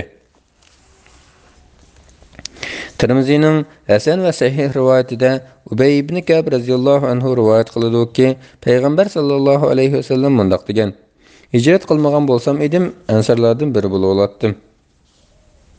İmam Buxariyning 3783-numurli hadisida Bara radhiyallohu anhudan rivoyat qilinadi-ki, payg'ambar sallallohu alayhi vasallam mundaq degan: "Ansarlarni faqat mu'min kishilar yaxshi ko'radi. Ularni faqat munofiqlar yomon ko'radi. Kimki ularni yaxshi ko'rsa, Alloh uni yaxshi ko'radi. Kimki ularni yomon ko'rsa, Alloh uni yomon ko'radi." İmam Buxariyning 17-numurli hadisida Anas radhiyallohu anhudan rivoyat qilinadi-ki, payg'ambar sallallohu alayhi vasallam mundaq degan: "Ansarlarni yaxshi ko'rish iymonning alomatidir. Ansarlarni yomon ko'rish bo'lsa, munofiqlikning alomatidir." İmam Buxariyning 3785-numurli hadisida Anas radhiyallohu anhudan rivoyat qilinadi-ki, payg'ambar sallallohu alayhi vasallam bir to'ydan qaytib kelayotgan ayollar va bolalarni ko'rib, o'rnidan dast turdi-da, 3 qatim "Sizlar men uchun insonlarning eng sevimlikisizlar" dedi. İmam Müslimning 2506-numurli hadisida Zayd ibn Arqam radhiyallohu anhudan rivoyat qilinadi-ki, payg'ambar sallallohu alayhi vasallam mundaq degan: "Ey Rabbim, ansarlarning bolalarini va bolalarning bolalarini mag'firat qilgin." Tirmizining sahih rivoyatida Anas radhiyallohu anhudan rivoyat qilinadi-ki, payg'ambar sallallohu alayhi vasallam mundaq degan: "Ey Rabbim, ansarlarning bolalarini, bolalarning bolalarini va ansarlarning ayollarini mag'firat qilgin." İmam Müslimning 2507-numurli hadisida Anas radhiyallohu anhu mundaq deydi: Payg'ambar sallallohu alayhi vasallam ansarlarga, ularning avlodlariga va azodgarlarga mag'firat talab qilgan. İmam Buxariyning 3628-numurli hadisida Ibn Abbas radhiyallohu anhumadan mundaq rivoyat qilinadi: Payg'ambar sallallohu alayhi vasallam hayotining oxiridagi kasal kunlarining birida yig'ilishib ketgan bir yepinchini ustiga ortib masjidga chiqdi va munbarda o'ltirib Allohga hamd va sano aytgandan keyin mundaq dedi: İnsanlar ko'payib, ansarlarning soni aziydi. Hatto ular insonlar orasida xuddi tamoqdagi tuzchilik qiladi. Aranglardagi kimki birlariga foyda, yana birlariga ziyon yetkazadigan biror ishga ega bo'lsa, ya'ni huquq tutsa, ular ya'ni ansarlarning yaxshi ishlarini qabul qilib, yomon ishlarini afv qilsin. İmam Buxariyning 3799-numurli hadisida Anas radhiyallohu anhudan rivoyat qilinadi-ki, payg'ambar sallallohu alayhi vasallam mundaq degan: Ansarlarga yaxshi muomala qilishinglarni tavsiya qilaman. Ular mening yaqinlarim va sirdoshlarimdir. Ular o'z burchlarini to'liq ado qildi. Ularga beriladigan haq mukofot oxiratga qoldi. Shunga ularning yaxshi ishlarini qabul qilib, yomon ishlarini afv qilinglar. İmam Buxariyning 3787-numurli hadisida Zayd ibn Arqam radhiyallohu anhudan mundaq rivoyat qilinadi: Ansarlar payg'ambar sallallohu alayhi vasallamga: "Ey Rasululloh, har bir payg'ambarning agashuvchilari bor. Biz sana agashdik. Allohga duo qilganki, bizga agashadigan insonlarni bizdan qilsin" degan edi. Payg'ambar alayhissalom ularning istiqlari uchun duo qildi. İmam Buxariyning 3163-hadisida Anas radhiyallohu anhudan rivoyat qilinadi: Payg'ambar sallallohu alayhi vasallam Bahrayn zimnini ansarlarga bo'lib berish uchun ularni chaqirdi. Lekin ular Qurayshlik qarindoshlarimizga shunchalik zimin taqsim qilinsin degan edi. Payg'ambar sallallohu alayhi vasallam Alloh xolisila ularga shunchalik beriladi dedi. Ondan Payg'ambar alayhi vasallam ularga: "Mendan keyin dunyolik ishlarda boshqalar sizlardan ustun ko'riladi. Sizlar men bilan Havzi Kavsarda uchrashgan qadar sabr qilinglar" dedi. İmam Buxariyning 3792-hadisida Usayd ibn Uzayr radhiyallohu anhudan mundaq rivoyat qilinadi: Ansarlardan biri: "Ey Rasululloh, palonchiga ish berganingdek menga ish bermamsan" degan edi. Payg'ambar sallallohu alayhi vasallam: "Mendan keyin dunyolik ishlarda boshqalar sizlardan ustun ko'riladi. Sizlar men bilan Havzi Kavsarda uchrashgan qadar sabr qilinglar" dedi. İmam Buxariyning 4078-numurli hadisida Qatada mundaq deydi: Arab qabilalari orasida eng ko'p shahid bo'lgan, qiyomat kuni eng izzatli bo'ladigan ansarlardek bir qavmning borligini bilmaymiz. Chunki Anas ibn Malik radhiyallohu anhuning bizga so'zlab berishicha, ansarlardan Uhud urushida 70 kishi, payg'ambar sallallohu alayhi vasallamning zamonida yuz bergan Bi'r Ma'una urushida 70 kishi, Abu Bekir radhiyallohu anhu zamonida Musaylima kazzab qarshi olib berilgan Yamama urushida 70 kishi shahid bo'lgan ekan. İmam Müslimning 2511-hadisida Abu Usayd Ansari radhiyallohu anhudan bunday rivoyat qilinadi. Payg'ambar sallallohu alayhi vasallam Ansar aholisining eng yaxshisi Najjar jamoati, ondan qolsa Abdul Ash'al jamoati, ondan qolsa Haris ibn Hazrat jamoati, ondan qolsa Saida jamoatidir. Ansarlarning barliq jamoatida yaxshilik bor dedi. Bu hadis Saida jamoatining oqsoqoli Said ibn Ubada radhiyallohu anhu ga aytgan edi. Buning norozi bo'lib, biz daraja 4 jamoatning oxirgisi bo'lib qopdik. Hech kimni tayyorlanglar. Payg'ambar sallallohu alayhi vasallamning yoniga boraman dedi. Shu chaqda qirinishning o'g'li Sahlanunga Payg'ambar sallallohu alayhi vasallamga qarshilik bildirish uchun boramsan? Halbuki Payg'ambar sallallohu alayhi vasallam qaysi jamoatning darajasi yuqori ekanligini obdan biladi. 4 jamoatning 4-inchisi bo'lishsan kifoya qilmamdi dedi. Bu so'zdan keyin u nechadan yandi va Allah va uning payg'ambar yaxshi bilguchidir deb eshikini qaytirib o'tdi. Abu Usayd radhiyallohu anhu kishilar meni payg'ambar alayhissalomning nomida yolg'on aytdi deb tuhmat qilishyapti. Agar men yolg'on aytgan bo'lsam, o'zimning qavmi Saida jamoatini birinchi o'ringa qo'ygan bo'lardim degan. İmam Müslimning 2512-yillik hadisida Abu Hurayra radhiyallohu anhudan bunday rivoyat qilinadi. Payg'ambar Musulmonlar nihoyat ko'p yig'ilgan bir majlisda Payg'ambar sallallohu alayhi vasallam sizlarga Ansar aholisining eng yaxshi jamoatlari haqida so'zlab beraymi dedi. Ular bo'ladi ey Rasululloh dedi. Payg'ambar sallallohu alayhi vasallam Abdul Ash'al jamoati dedi. Jamoat ey Rasululloh ondan keyinchi deb so'ragan edi. Najjar jamoati dedi. Ondanchi Haris ibn Hazrat jamoati. Ondanchi Saida jamoati. Ondanchi Ansarlarning barliq jamoatida yaxshilik bor dedi. Shu chaqda Said ibn Ubada radhiyallohu anhu achchiqlangan o'rnidan turib, biz bu jamoatning eng oxirimi dedi va payg'ambar sallallohu alayhi vasallam bilan so'zlashmoqchi bo'ldi. Ammo qavmidan bir guruh kishi uningga "O'ltir, payg'ambar sallallohu alayhi vasallamning sizlarni shu 4 jamoatning orasida tilga olganidan suyunmamsan?" Vaholanki payg'ambar sallallohu alayhi vasallam nurg'un jamoatlarni tilga olmadi-ku deyishdi. Shundan keyin Said ibn Ubada radhiyallohu anhu o'zini besilib, payg'ambar sallallohu alayhi vasallam bilan so'zlashdan voz kechdi. Ibn Majahning sahih rivoyatida Anas ibn Malik radhiyallohu anhudan bunday rivoyat qilinadi. Payg'ambar sallallohu alayhi vasallam Madinaning ma'lum bir ko'chasidan o'tib ketayotdi. Kichik qizlarning dapchilib naqsh aytayotganligini ko'rdi. Ular bunday da'vat etdi: "Biz Najjar jamoatining qizlarimiz. Nima degan baxtliqmizki, Muhammad sallallohu alayhi vasallam bizning qo'shnimiz." Buni anglagan payg'ambar sallallohu alayhi vasallam Alloh biladi-ki, men sizlarni haqiqatan yaxshi ko'raman dedi. Assalomu alaykum va rahmatullohi va barakatuh. Bismillah valhamdulillah vassalatu vassalamu ala rasulillah amma ba'd. Assalomu alaykum va rahmatullohi va barakatuh. Aziz qarindoshlar, anglayotganinglar Muhammad ibn Sulaymon Mag'ribining Jam'ul Fawaid min Jamil Usul va Majmu'uz Zawaid, ya'ni hadislar to'plam nomli kitobining 8-tomi. Hozir bu ummatning fazilatlariga aloqador sahih hadislarni o'qiymiz. Imom Buxoriyning 2271-numberli hadisida Abu Musa radhiyallohu anhudan rivoyat qilinadiki, payg'ambar sallallohu alayhi vasallam bunday degan: Musulmonlar, Yahudiylar va Xristianlarning misoli bir xo'jayin bilan u yollagan bir necha madadkorning misoliga o'xshaydi.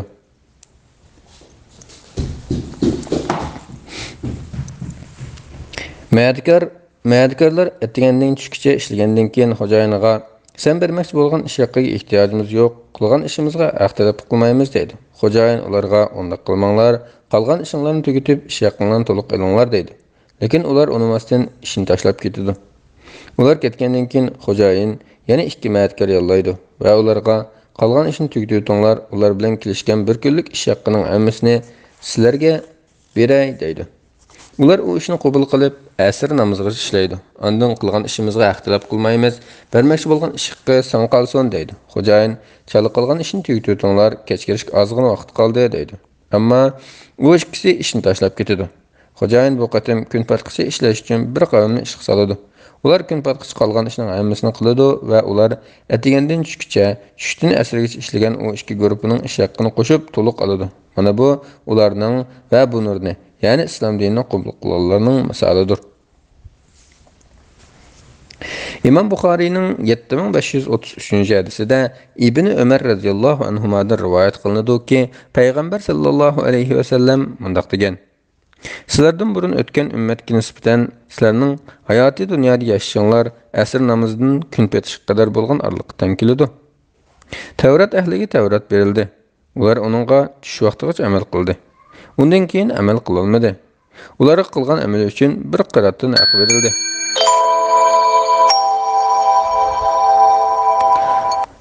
Ondan İncil ahliga Injil berildi. Ular asr namoziga qadar amal qildi. Undan keyin amal qilolmadi. Ularga qilgan amali uchun bir qiratdan haq berildi. Ondan sizlarga Qur'on berildi. Sizlar onunğa kun patqish amal qildinglar. Sizlarga 2 qiratdan haq berildi. Buningga binoan ahli kitob biz bularga qaraganda ko'p amal qildik, lekin ularga haqni ko'p berding deyishidi. Alloh taolo ularga "Men sizlarning haqqingizga zulm qildimmi?" deb so'raydi. Ular "Yo'q" deydi. Alloh taolo "Bu mening fazli karimimdir. Uni xohlagan kishiga beraman" deydi. İmam Buxariyning 2268-numurli hadisida Ibn Umar radhiyallohu anhudan rivoyat qilinadiki, payg'ambar sallallohu alayhi va sallam mundaq degan: Sizlarning misolinglar bilan Yahudi va Nasoralarning misoli bir xo'jayin bilan u yolg'on bir necha ma'dkarning misoliga o'xshaydi. Xo'jayin kim men atigandan tushguncha bir qirat ishlab berdi deydi. Yahudilar uning so'zini qabul qilib atigandan tushguncha ishlaydi. Keyin u xo'jayin yana kim men tushdan asrgacha bir qirat ishlab berdi deb so'raydi. Bu qatim uning so'zini Nasoralar qabul qilib tushdan asrgacha ishlaydi. Keyin u kishi yana kim men asrdan kun patqishi 2 qirat ishlab berdi deb so'raydi. Ana shular sizlar musulmonlar bo'lasizlar. Yahudi va xristianlar bu ahvolni ko'rib bek xafa bo'lishadi. İmam Buxariyning 3459-numurli hadisida Ibn Umar radhiyallohu anhudan rivoyat qilinadiki, payg'ambar sallallohu alayhi va sallam mundaq degan: Sizlarning ajlinglar, ya'ni yashash muddatinglar sizlardan oldingi ummatga nisbatan asr namozidan kun petishi bo'lgan orliqchilik keladi. Sizlarning misolinglar bilan Yahudi va Nasoralarning misoli mundaq bir kishining misoliga o'xshaydi. U kishi kim men atigandan tushguncha bir qirat ishlab berdi deydi va bir necha ma'dkar yollaydi. Davomi yuqorqi hadisga o'xshash. İmam Muslimning 949-numurli hadisida Anas ibn Malik radhiyallohu anhu mundaq deydi: Payg'ambar sallallohu alayhi va sallamning yonidan bir jinoza o'tdi. Kishilar uning yaxshi tarafini qilishdi. Yaxshi ta'rifini qilishdi. Payg'ambar sallallohu alayhi va sallam vojib bo'ldi, vojib bo'ldi, vojib bo'ldi dedi. Yana bir jinoza o'tdi. Kishilar uning yomon gapini qildi. Payg'ambar sallallohu alayhi va sallam yana vojib bo'ldi, vojib bo'ldi, vojib bo'ldi dedi. Shu chaqda Umar radhiyallohu anhu: "Ey Rasululloh, ota-onam sana fido bo'lsin. Oldimizdan bir jinoza o'tganda kishilar uning yaxshi tarafini qilgandi, sen vojib bo'ldi, vojib bo'ldi, vojib bo'ldi deding. Orqadan yana bir jinoza o'tganda kishilar uning yomon gapini qilgan edi, sen yana vojib bo'ldi, vojib bo'ldi, vojib bo'ldi deding" deb so'radi. Payg'ambar sallallohu alayhi va sallam: "Sizlar yaxshi deb maqtagan kishilarga jannat vojib bo'ladi. Sizlar yomon deb ta'riflagan kishilarga do'zax vojib bo'ladi. Chunki sizlar Allohning yer yuzidagi guvohchilari. Sizlar Allohning yer yuzidagi guvohchilari. Sizlar Allohning yer yuzidagi guvohchilari" deb javob berdi. İmam Buxariyning 1368-numurli hadisida Ömer radhiyallohu anhudan mundaq rivoyat qilinadi. Payg'ambar sallallohu alayhi va sallam o'lgan har qanday bir musulmon uchun 4 kishi yaxshi deb baho bersa, Alloh uni jannatga kirgizdi dedi. Biz 3 kishi bo'lsa deb so'radik. 3 kishi bo'lsin bo'ladi dedi.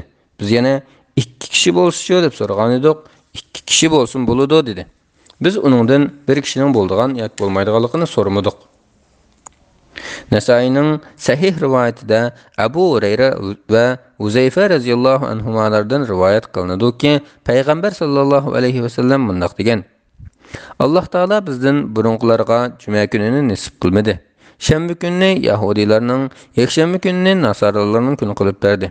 Bizga kelganda Alloh juma kunini nasib qildi. Shunday qilib, kunlarning tartibini juma, shanba va yakshanba qilib bekitdi. Xuddi shuningdek, ya'ni juma kundan keyin shanba va yakshanba kunlar kelgandek qiyomat kuni ularning navbati bizdan keyin keladi. Dunyoda biz oxirgisi bo'ldik, ammo qiyomat kuni hammadan burun bizga hukm chiqariladi. İmam Buxariyning 876 numaralı hadisida mundaq deyilgan: Biz oxirda keldik, ammo qiyomat kuni birinchi bo'lamiz. Vaholanki ularga bizdan burun kitob berildi. Alloh taolo bu juma kunini ularga farz qilib bergan edi, ammo ular bu kun haqida ixtiloflashib qilishdi. Oxiri Alloh bizni u kunga hidoyat qildi.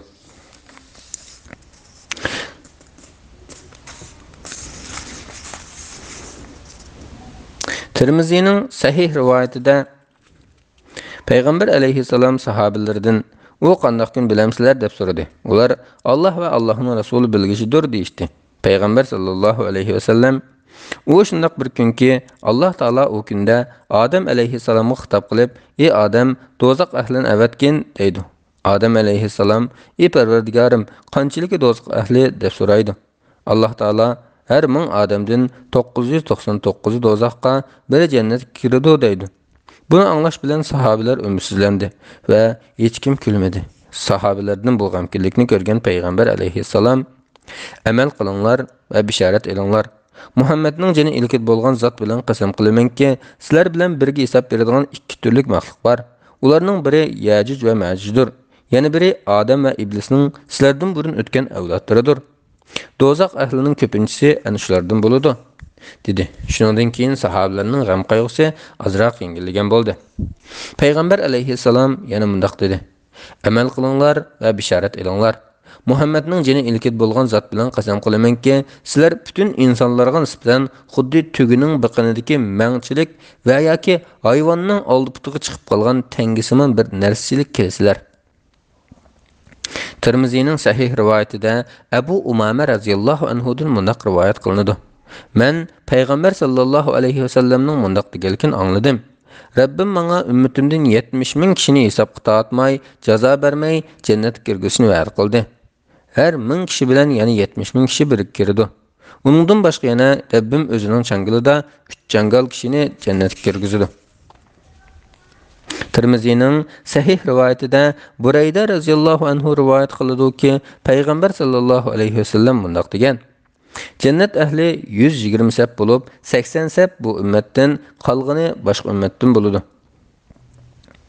İmam Buxariyning 6542 numaralı hadisida Abu Hurayra radhiyallohu anhudan mundaq rivoyat qilinadi: Payg'ambar sallallohu alayhi vasallam mening ummatimdan yüzlerden xuddi ayning kechalardagi to'lin aydek nur yig'ib turadigan 70 ming kishilik bir jamoat jannatga kiradi dedi. Buni anglagan Ukasha ibn Mihsan Asadi juvsini kiygan holda: "Ey Rasululloh, men duo qilganki, Alloh meni ularning qatoridan qilsin" dedi. Payg'ambar sallallohu alayhi vasallam: "Ey Alloh, Ukashani ularning qatoridan qilgin" dedi. Ondan ansarlardan bir kishi turib: "Ey Rasululloh, menga duo qilganki, Alloh mening ularning qatoridan qilsin" degan edi. Payg'ambar sallallohu alayhi vasallam: "Ukasha sendan chaqqan chiqdi" dedi. İmam Müslimning 2767 numaralı hadisida Abu Musa radhiyallohu anhudan rivoyat qilinadi-ki, Payg'ambar sallallohu alayhi vasallam mundaq degan: "Qiyomat kuni Alloh taolo har bir musulmonga birdan Yahudi yoki Nasarani berib uningga bu sening do'zaxdan qutulishingdir, ya'ni u sening o'rningda do'zaxga kiradi" deydi. Abu Davudning sahih rivoyatida Abu Musa radhiyallohu anhudan rivoyat qilinadi-ki, Payg'ambar sallallohu alayhi vasallam mundaq degan: "Mening bu ummatim rahim qilingan ummat bo'lib, uningga oxiratda azob yo'qdir. Ammo u dunyoda ichki urush, qiyin qistoq va bir-birini o'ltirish qatorliqlarga duch keladi." Abu Davudning sahih rivoyatida Avf ibn Malik radhiyallohu anhudan rivoyat qilinadi-ki, Payg'ambar sallallohu alayhi vasallam mundaq degan: "Alloh taolo bu ummatni bir vaqtda ichki va tashqi dushmanga mutlo qilmaydi." İmam Müslimning 2890 numaralı hadisida Amir ibn Said radhiyallohu anhu dadasidan mundaq rivoyat qiladi: "Bir kuni Payg'ambar sallallohu alayhi vasallam bilan billa Madinaning yuqori tarafidagi bir mahalladan qaytib kelib o'tib, ya'ni Muaviya masjidining oldidan o'tganda, u ichiga kirib 2 rakat namoz o'qidi. Bizmi uning bilan birga namoz o'qidik. Payg'ambar alayhissalom Rabbiga uzundan uzun duo qildi. Ondan bizga burilib mundaq dedi: Parvardigorimdan 3 narsa talab qildim. Ikkisini berdi, birini bermadi. Parvardigorimdan ummatimni qurg'oqchilik bilan aloq qilmaslikni so'radim. So'rg'inimni berdi. Ummatimni suv g'arq qilib aloq qilmaslikni tiladim. Tilakimni qabul qildi. Ummatimning o'zaro urushmasligini tiladim. Lekin Alloh bu tilakimni rad qildi. Tirmizining sahih rivoyatida Abdullah ibn Habbab ibn Arad dadasidan mundaq rivoyat qiladi. Payg'ambar sallallohu alayhi va sallam nihoyat uzun namoz o'qidi. Sahabelar: "Ey Rasululloh, bugun shundoq uzun namoz o'qidingki, hech qachon bundoq namoz o'qib boqmagan eding" deb so'radi. Payg'ambar sallallohu alayhi va sallam: "Shundoq, bu sig'inish va qo'rqish namozidir. Men bu namozda Alloh taoladan 3 narsa so'radim. Alloh menga ikkisini berib, birini rad qildi. Uningdan ummatimni qurg'oqchilik bilan aloq qilmaslikni so'radim, so'rg'inimni berdi. Ummatimga o'zidan boshqa dushmanni musallat qilmaslikni so'radim, uni berdi. Ummatimning bir-biri bilan urush qilmaslikni so'radim, lekin Alloh buni rad qildi" dedi.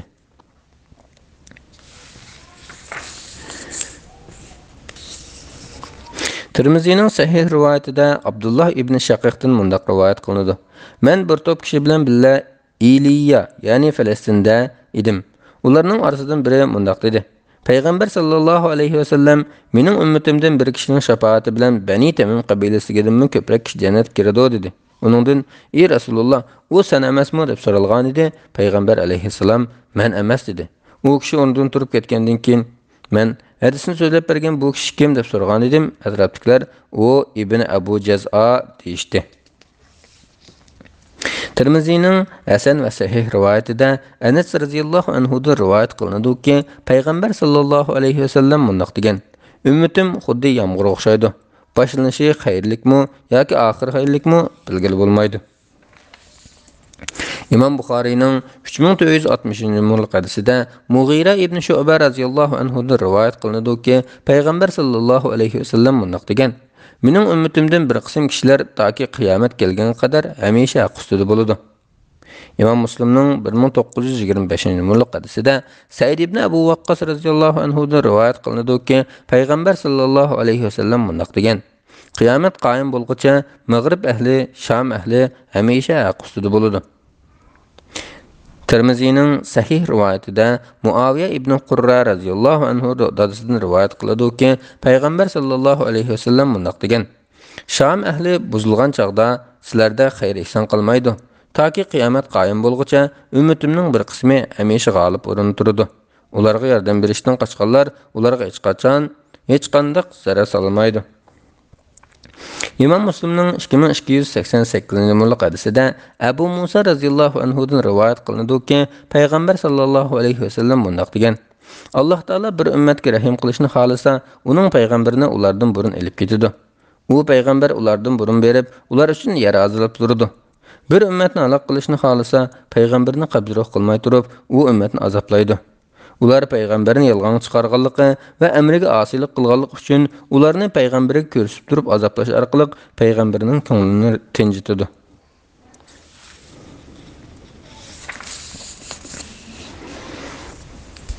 Assalomu alaykum va rahmatullohi va barakatuh. Bismillah, elhamdülillah ve salatu ve selamu ala Resulillah, amma ba'd. Assalamu alaykum va rahmatullohi va barakatuh.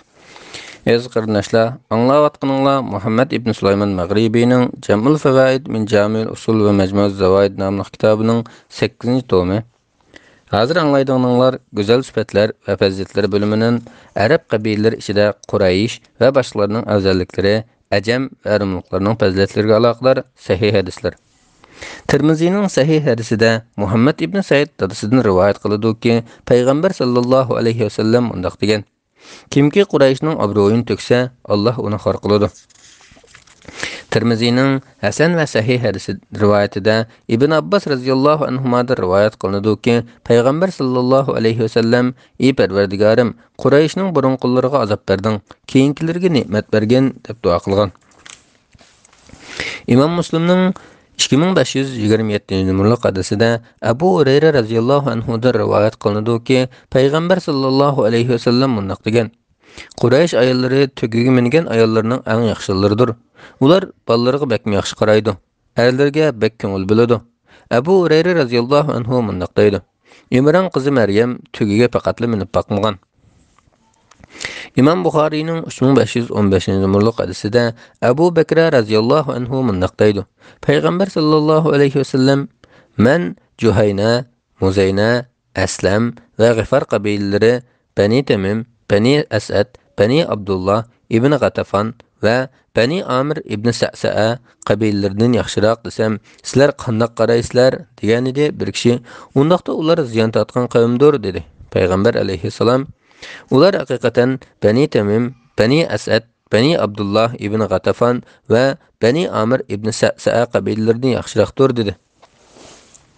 İmam Buxariyning 3516-numaralı hadisida mundaq deyilgan.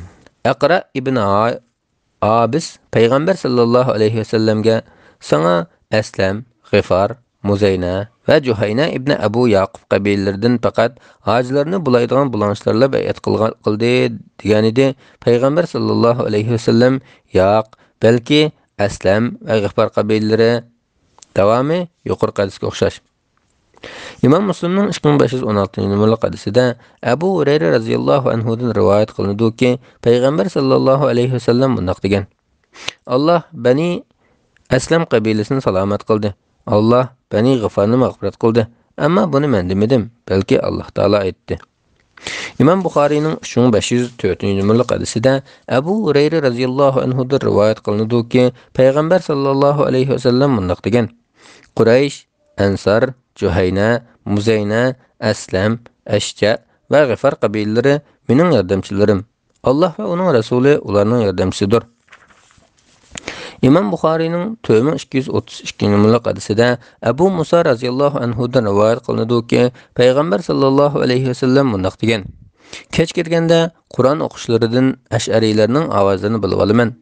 Gerçi gündüz ularning tushgan yerlarini ko'rmagan bo'lsam-mu, kechasi Qur'on o'qishlaridan ularning turayotgan joylarini bilib olaman. Ularning ichida shundoq dono kishi borki, otliq qismi yo'liqsa, ularga do'stlarim sizlarning ularni saqlab turishinglarni aytdi. Saqlab turinglar, ular kelganda dushmanga birlikda hujum qilayli" deydi.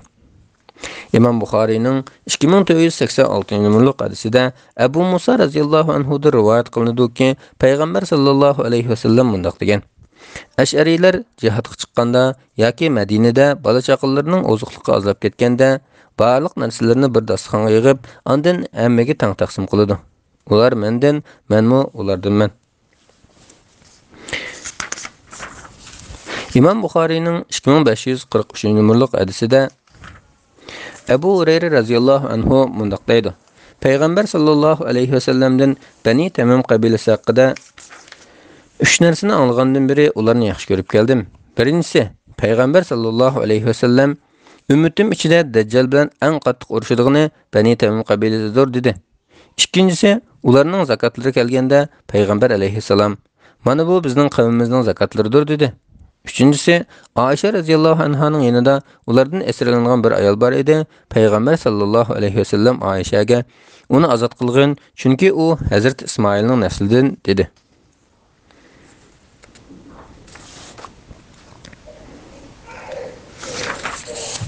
İmam Buxariyning 6397-numaralı hadisida Abu Hurayra radhiyallohu anhudan mundaq rivoyat qilinadi. Tufayl ibn Amr radhiyallohu anhu Payg'ambar sallallohu alayhi vasallamning yoniga kelib, "Ey Rasululloh, Davus qabilasi isyon ko'tarib taslim bo'lmayotdi. Ularga badduo qilgan" dedi. Kishilar Payg'ambar alayhissalomning badduo qilishini o'yladi. Ammo Payg'ambar alayhissalom: "Ey Parvardigorim, Davus qabilasini hidoyat qilgin va ularni bizning safimizga qo'shgin" dedi.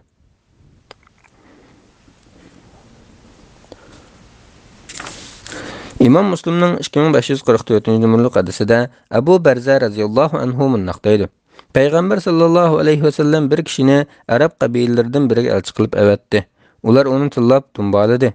U elchi Payg'ambar sallallohu alayhi vasallamning yoniga kelib bo'lgan voqeani aytib berdi. Payg'ambar sallallohu alayhi vasallam: "Agar Oman ahliga borgan bo'lsang, ular seni tillamgan va urmagan bo'ladi" dedi.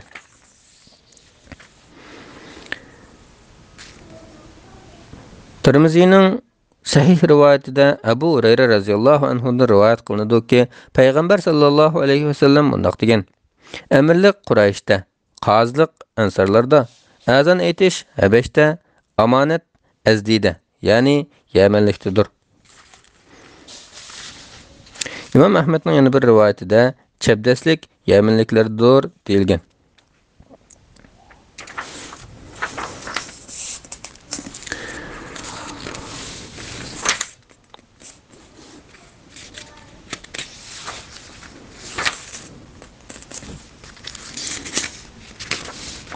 İmam Müslim'nin 2898 numaralı hadisinde Mustavrid Qurayshi raziyallahu anhu Amr ibn As'ның huzurida "Men Peygamber sallallahu aleyhi ve sellem'nin kıyamet qayım bolganda Rumlarning soni eng ko'p bo'ladi" deganligini angladim dedi.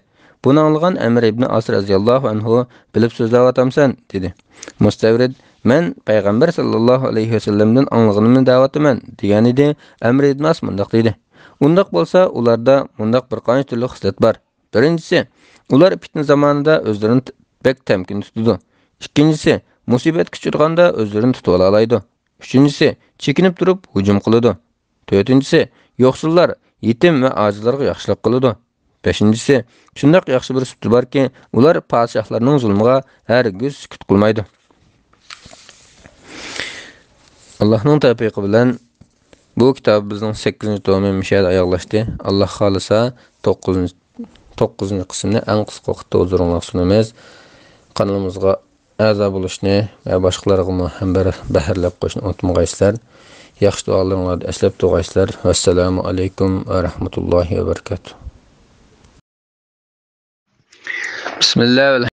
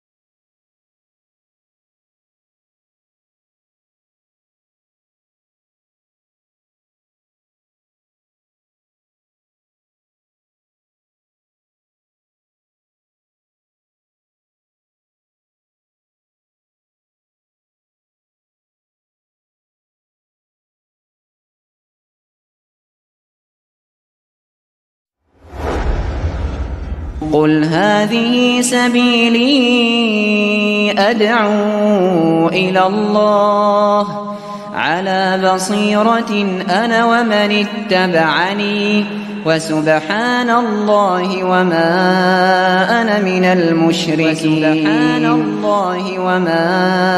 أنا من المشركين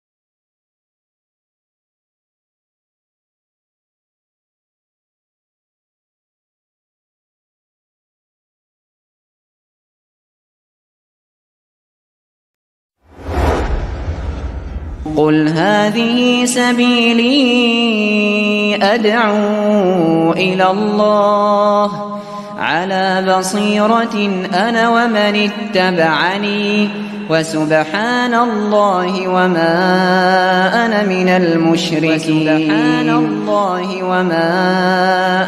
المشركين.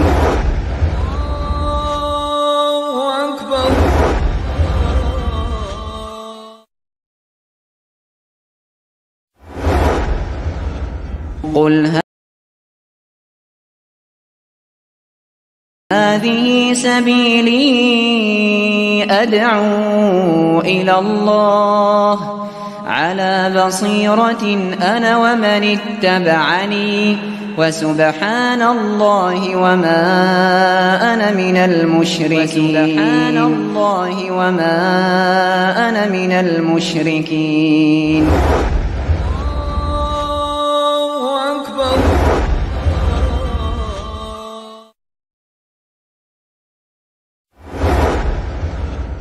قل هذه سبيلي أدعو إلى الله على بصيرة أنا ومن اتبعني وسبحان الله وما أنا من